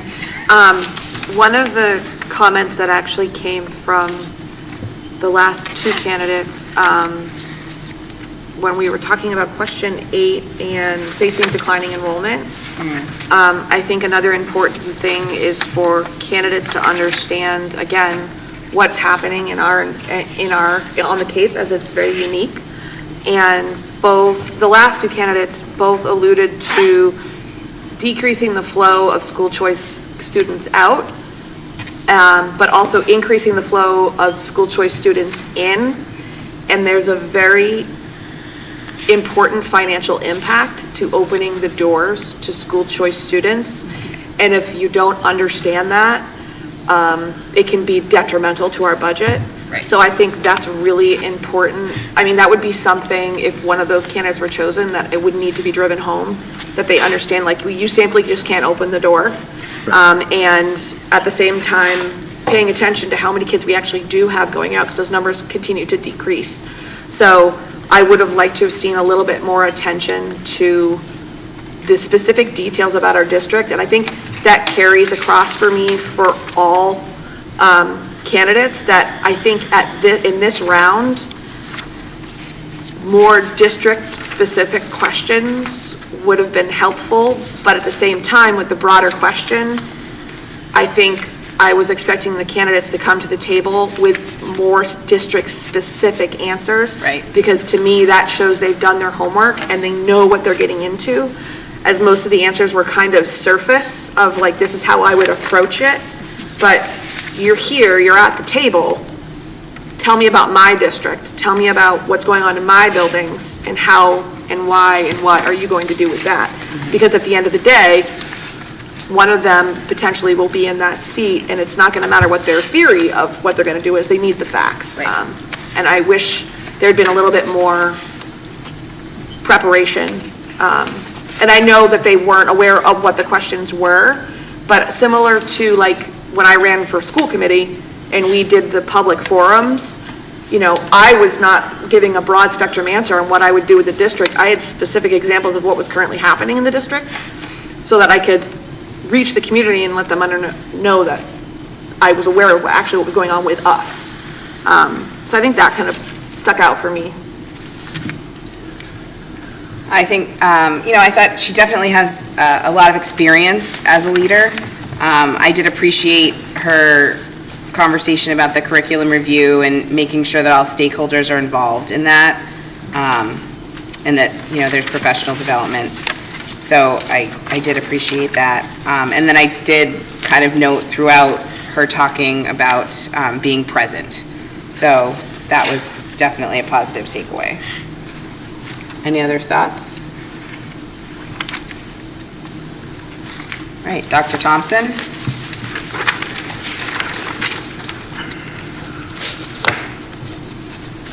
I'll go first again. All right. I liked his very student-focused. Everything starts in the classroom. I liked. Just seems like he's very passionate. I liked his enthusiasm and his passion. So, and he's got experience. Very well spoken. Agree. Others, Betty? I think he had great examples for the questions that we asked, and he had multiple examples in many cases for the questions that we asked. Definitely, the experience drives the confidence, and it was impressive. Brad? He's done a lot of these things that, the questions that we've had, he's done a lot of these things, multiple examples in some cases, and has innovated as well, and has stood firm with his opinion in terms of sometimes maybe some challenges within the districts he's been in. I would agree, very well spoken. Seems to be one of those people that, can get down with the little kids and then also be up there with the big kids and meet everyone at their level where they need to be. And as maybe a hard of a surface as he appears, I think he probably is quite a gentle giant, I would say. So to take that from an interview, I think is important because like he said, I'm a large presence and so that sometimes can be intimidating, but by the end of the interview, I was able to take away he's in there, and I think that is important to have a versatile kind of personality in that sense. It was interesting to hear some of his experiences that were, up in Norwood.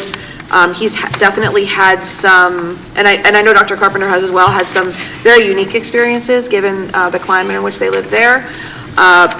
My question on that is relevance and relativity to where we live, and although what his experiences there were horrible, relative to where we live, something might not be that terrible, but it still is that important. So how to take that emotion that you had from that one experience and translate that into what is applicable here. And I'm not being naive, I'm not saying things like that don't happen. I'm just saying that his experience, he obviously was very emotional about it. And not everyone's experiences are that big. So how does that translate? And how would that translate for our district? I really liked listening to him about his MSBA knowledge, understanding the impact of the strong curriculum in his district and how that influences the MSBA decision for funding for the school. Like he sees that connection and that it's kind of like that whole picture. It seems as though, the HVAC for Mashpee got up and running well with him there, as well as understanding that full picture of the revenue lost when they might not be able to host the superintendent's conference there, understanding and speaking with, community stakeholders, that, it's not just revenue loss, but it's impacting all of our staff who are counting on working there for that certain amount of time too. So I think that was kind of a very good holistic look. Again, spoke as he was a leader, which I was guessing he would say, but at the same time, it was very much only managing in a literal sense, as in when the situation is, it calls for it. So I think that is a very humble way to say, like, I'm there when I'm needed, but I'm not going to be there if you don't need me or if it's not appropriate. And I think, again, he was very aware of the current superintendent's longevity and impact on the district, and I think any candidate needs to be aware of that because it is unique to us, I believe. And his transitional plan to be here when students and staff are here, whether we can do that or not, I think that's admirable as well. I think it's important. And I think his kind of overall approach for supporting schools, kids, families, he had a lot of experience with ELL. That's all relevant here. So I think that was, those were some nice things that he added as well. Yeah, you could definitely tell he was experienced. He had a lot of examples for a lot of the questions that we gave. I did like how he kept talking about building relationships and trust, and also making sure the teachers had what they need and building them up. And if the teachers succeed, the kids succeed. I thought that was a very good point. But yeah, his ability, I think, to connect with people. He seems like he can connect with the school committee, but he also seems like he'd be somebody that can connect with, some of the younger students as well. I liked, he was very articulate about all of his experiences. I did like multiple times him talking about, making sure that not only the students have what they need, but that the teachers have what they need.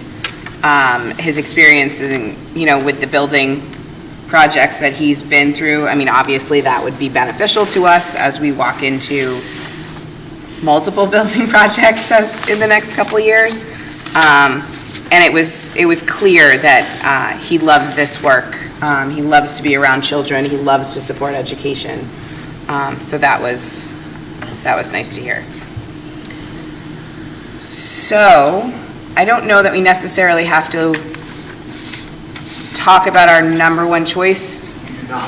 I can just ask for a motion. So how this would go is you do not do a straw poll or anything like that. You ask for a motion. Somebody would make a motion to nominate. Come with the microphone. Would that be helpful? Okay. Thank you, Sean. You got it. This is on? Yes. Okay. So this is not something where you do a straw poll or anything like that. This is something where, under the open meeting law, you do have to have a motion made for a specific candidate, and then if that motion gets seconded, you vote up or down. Yes or no, you can do that as a roll call vote. If it's your top candidate who gets nominated, then you would vote for that person. If it's not your top candidate, then you would vote no. And then if that person that gets nominated does not receive the 3 votes that are required with this committee, because that would be well, didn't you have a resignation that brought your quorum down?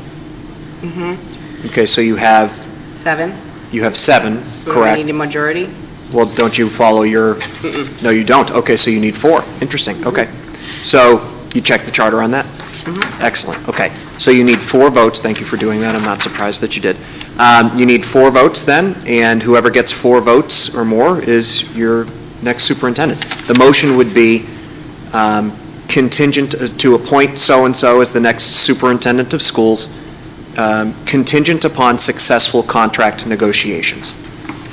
Just so you folks know, after that, Meredith, as your chair, would be empowered to speak with this person that you designate as your incoming superintendent about contract discussions, would then come back to you at your next meeting in an executive session to discuss the parameters of a potential contract, see what you folks are comfortable with, and be empowered to negotiate on your behalf. But when it comes to this motion, it's a typical school committee motion. Somebody has to make it, somebody has to second it. It has to be pertaining to a specific candidate. I would suggest that you see what other committees do, and you do not have to do this if you choose not to. But if it is not a unanimous vote on the first go-around, but somebody does receive 4 or more votes, you could entertain a motion to vote again after that person receives those votes to see if you'd like to make it unanimous as a symbol of unity moving forward with your newly designated superintendent. But again, totally up to you. And I'll sit here if you have any questions. Steve? We've had a discussion about what we heard tonight. Are there any further discussions in our feelings from other research that, from their resumes to? Do you have any comments about their resumes that you've seen or the feedback from the forums or the surveys? I have a clarifying question for the vote, because this says which must be no fewer than 3 votes. Oh, I'm sorry. Yeah, I was so I wrong. just want to make sure that we're all on the same page for the voting. You're right, piece. I was wrong. So it is the 3 Yep, votes? it's the Okay. 3. And Yep. then my follow-up question to that is that we have a formal resignation. Yes, it was spoken about at Select Board on Monday, Harwich Select Board. But as the committee received the formal resignation, Yes, before that. it was sent to us, because I didn't see it. It was sent to the school, and then it went to Select Board first to get publicly announced, and then it'll come back from them. So the school committee hasn't seen the formal resignation. I just want to make sure that everything is, before we vote, because of quorum and the number of members and making sure the voting is correct, because this is based on that we are the only members of the school committee. So I just want to make sure that the resignation is formal and The resignation was... executed. Yes, because it was given to the town, and Because that it was- is the... And they've accepted it. And they've accepted it, yes. And that was done at the select board meeting, correct? Yes. Yes, so then absolutely, that is pertinent information. It's a good question to ask, and that's the right answer. Okay. So we're just waiting for but we don't have to have that notice of resignation. Correct. As far as the town is concerned, town of Harwich, correct? Correct. As far as the town of Harwich is concerned, that person is no longer on the school committee. Okay, great. So this number, so it is the 3. So it is the 3, yes. Okay. So my next follow-up, I guess, would be that, so I don't feel prepared to vote, but this is why. The reason I don't feel prepared to vote tonight is because I just saw the resumes on Thursday. I tried to get the agenda for last week's meeting the Friday prior to, but it wasn't ready yet. So then the agenda came out on Tuesday because I think that's when you guys meet, or Monday. And so I got the agenda on Tuesday, but the resumes and everything weren't in the packet for that. I was not at the meeting on Thursday, but I watched the meeting on Thursday. I always do my homework, so I'm always looking for the agenda because I do all my reading ahead of time. So I believe the night of the meeting, it looked like the resumes were passed out physically at the meeting. They were not. They emailed. Oh, they were emailed, okay. So they weren't passed out, but we did get them, we got the resumes in our email, because I got them Correct. Thursday. I got the resumes Friday, December 12th. So I had the resumes for Friday. I did come to the community forums, because it's been my first opportunity to meet them, see them, hear them. So I have done some review of the resumes, but it's been a busy week. It's the holidays. Yeah. I did come to all the community ones just so I could try and get my head around the candidacies. So I did do that. However, there was only there were 3 community members, one of which is on school council, teachers, a couple of us as school committee members. And I did ask some questions because there weren't, I was feeling like we needed to take the opportunity to ask some questions. But again, I kind of got an idea. But in the meantime, I believe all our candidates visited all our schools. So what I haven't had an opportunity to do, and I don't know if I'm allowed to, but I haven't had an opportunity to talk to our principals and our staff and our administration as what they felt, what they feel about the candidates, because I represent the town, but I also represent all of them. And Meredith, you said it perfectly in the beginning of the meeting. You're like, this is the most important job and responsibility that we have. And I just don't feel like I've had enough time to like dig in and really understand all the candidates. I mean, one of them, you know, I know very well because she works within the district, but I don't know that that's fair to the other two candidates. And I also think I'm not doing the best job I can without a little bit more time to speak to other people about what their feedback is. And I know that we were supposed to vote tomorrow, but then that meeting was canceled, and I don't know and I know we have a timeline, and I know things are strict, and I know we have to have an answer, but I just want to be very honest that we asked questions tonight, but the questions that I had, was hoping that we would be asking would be more district specific. These were broader, which I talked about. I don't know if they had to be broad or if they could be district specific. That's what we were given to ask. So my other thing is that I had some feedback, or I had some follow-up questions. And after the first candidate, so I didn't know we were allowed to have them elaborate. Mm-hmm. So after the first candidate, you said, do you have anything you want to elaborate on? But I didn't write anything down because I didn't know I could elaborate. So I was like, well, I don't remember what it is I wanted to say. So, okay. But then the next candidate, I knew that we could ask his questions, but I didn't because it wouldn't have been fair to the first candidate. And then I proceeded to be consistent. I didn't do it with the third, but I feel like we could have gotten that more specificity about the district from those broad questions. When I interview people for my job, when it gets down to the last interview, and this is the last interview, you ask the questions that apply. So I think for me, that's the disconnect. So I need to really understand the candidates. And that's just me. That's where I'm at. And then the only other thing, which is what I was trying to allude to months ago, was that with 4 members of our school committee on the subcommittee who have had the opportunity to maybe have those deeper, more meaningful conversations and experiences with these candidates, as a subcommittee should. However, because of the way we vote, those other candidates they're like 10 steps ahead, and it almost doesn't matter what I vote. So it kind of erases my vote, which is why I mentioned this months ago, because for this exact situation. But it's just unfortunate. I mean, it's really upsetting to me, actually. But from the time, just as a clarifying point on that last piece, from the time that your search committee was convened to the time that it was discharged, it was not a quorum of the school committee. I'm not worried about being a quorum. Okay. Yep. Knowledge base. They have a greater knowledge base than we've been afforded. That happens in every single district in every single search process, which I understand, but that is absolutely par for the course. But our timeline is so short that the sharing of that knowledge really has not happened.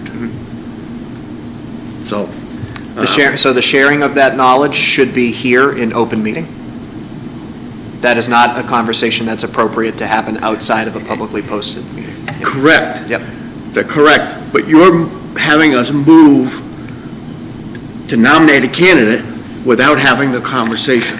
You folks can do whatever you want. I have you do nothing. It's totally up to you as a committee. I can't tell you what to do. Excuse me. Yep. You sat there and made the statement. Yes. I did explain the process, yes. Right. I cannot tell And you what that's to do, why my sir. first question was, is there an opportunity to have further discussion? Of course there is. So look, the timeline is totally up to you as a committee. I will say the timeline was brought to you as a recommendation in your subcommittee. I believe you discussed it with the full committee, correct? Mm-hmm. And it was approved at that point. And it was approved. Yep. Okay, so you as a committee have voted on it. We did not vote on it. The full committee did not vote on this timeline. On this abbreviated timeline that was reintroduced. It was just stated. So And I truly feel like I'm at a disadvantage in being fully knowledgeable.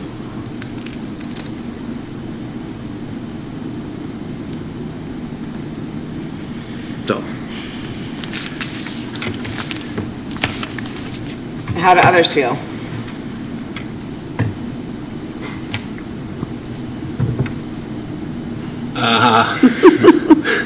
I'd be ready for a vote. You are welcome to make a motion if you would like to push out the timeline. You are certainly welcome to do that. This is your committee, and you as a committee make that decision. there lies the voting issue, which is what I said 2 months ago. I just don't think it's fair to the community and to our administrative people, our staff, our teachers, our principals, that we don't get a chance to take all the information we've had and now go back to them and say, okay, you've had your meeting here, but what are your thoughts? What are your concerns? What do you think? And that's not to say that you guys have had those conversations, because I can't speak to whether you have or you have not, but you have had the opportunity to. If you were allowed to, you've had the opportunity because you've known the candidates. We were not allowed to Okay. have any conversation before they were announced on Thursday night. Okay, so before they were announced on Thursday night, but you had more information to maybe have that conversation Thursday, Friday, Monday, Tuesday. I mean, the only more information that we had was that we had an interview with them. You had the applications right after that announcement. The resume.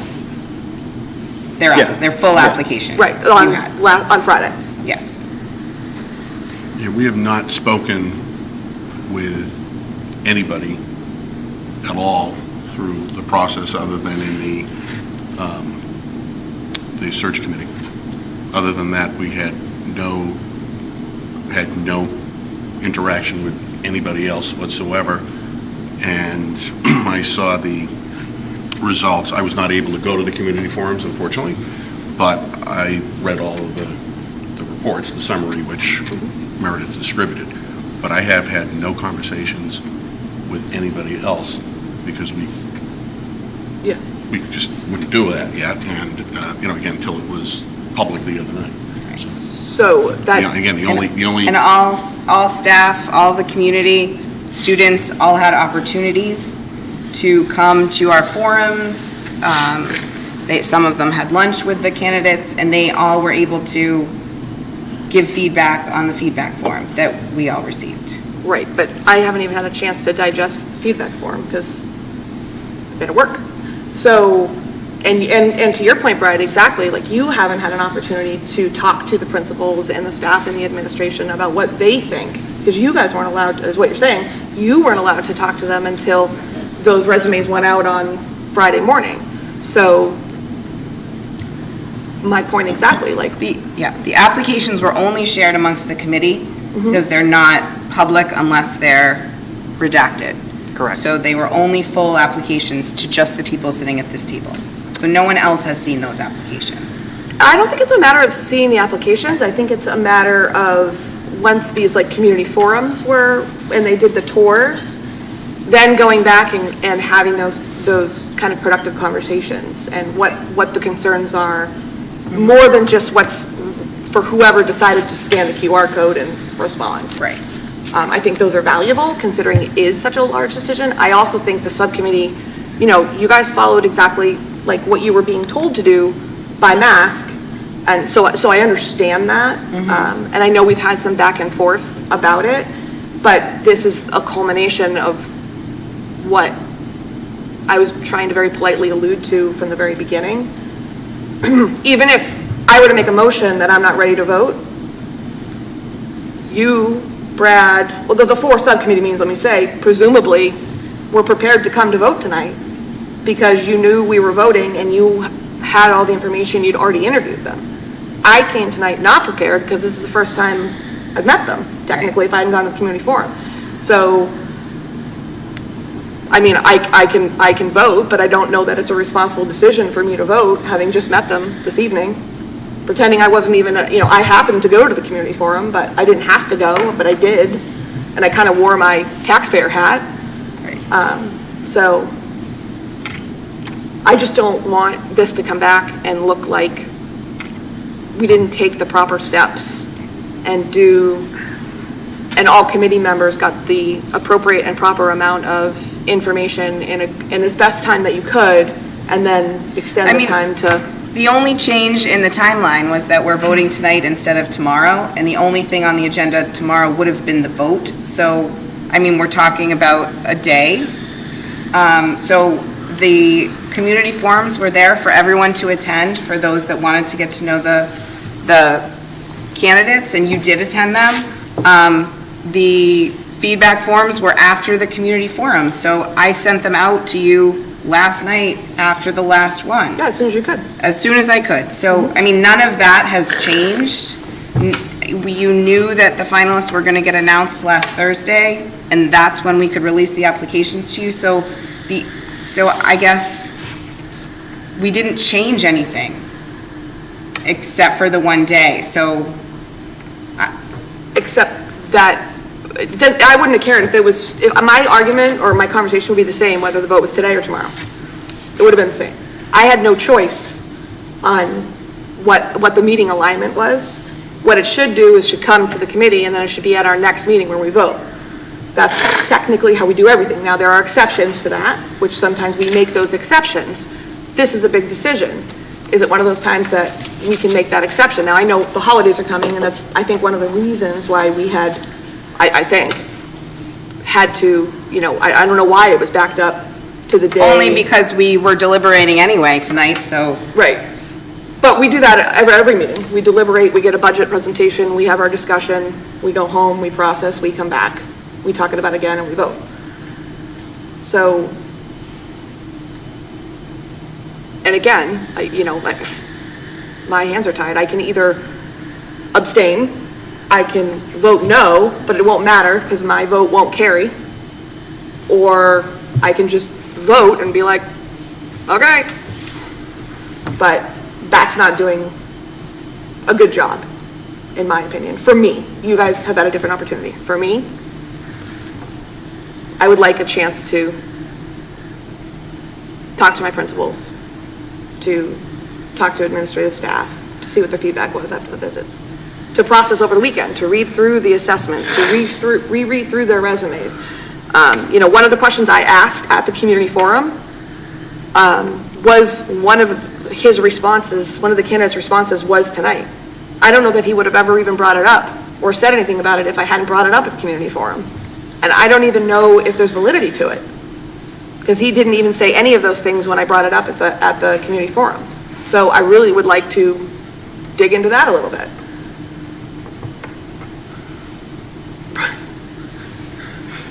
Can I make a motion? Sure. All right, can I speak about the motion? Before you make it? Yes. Sure. Like I said, I'm ready for a vote. I'm not comfortable if other members aren't comfortable, so I make a motion that we push the vote out to our first meeting in January.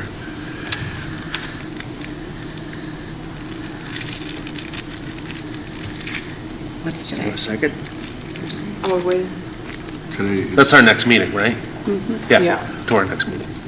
Is it possible to schedule a meeting sooner than that, just for this vote?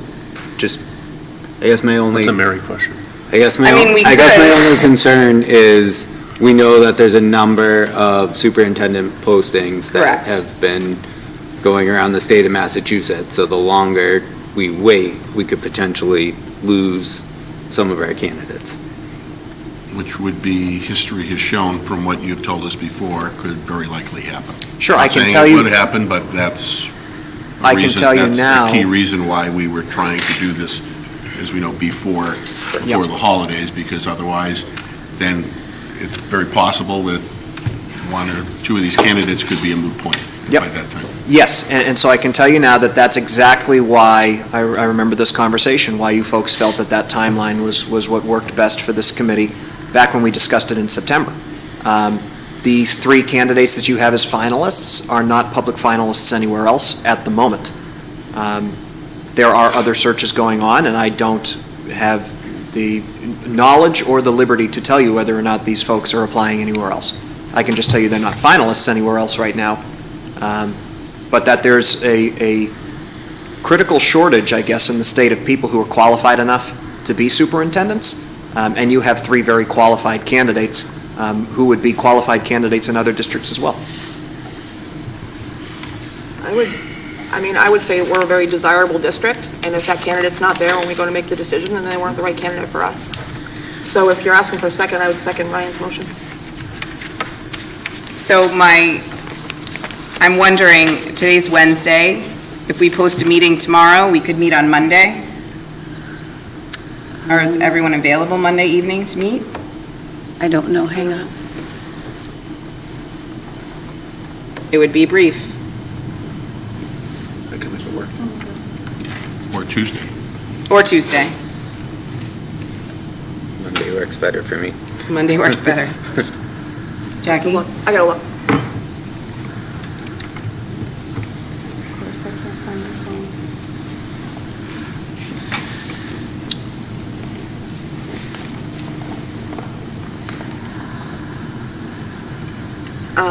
Either one works for me.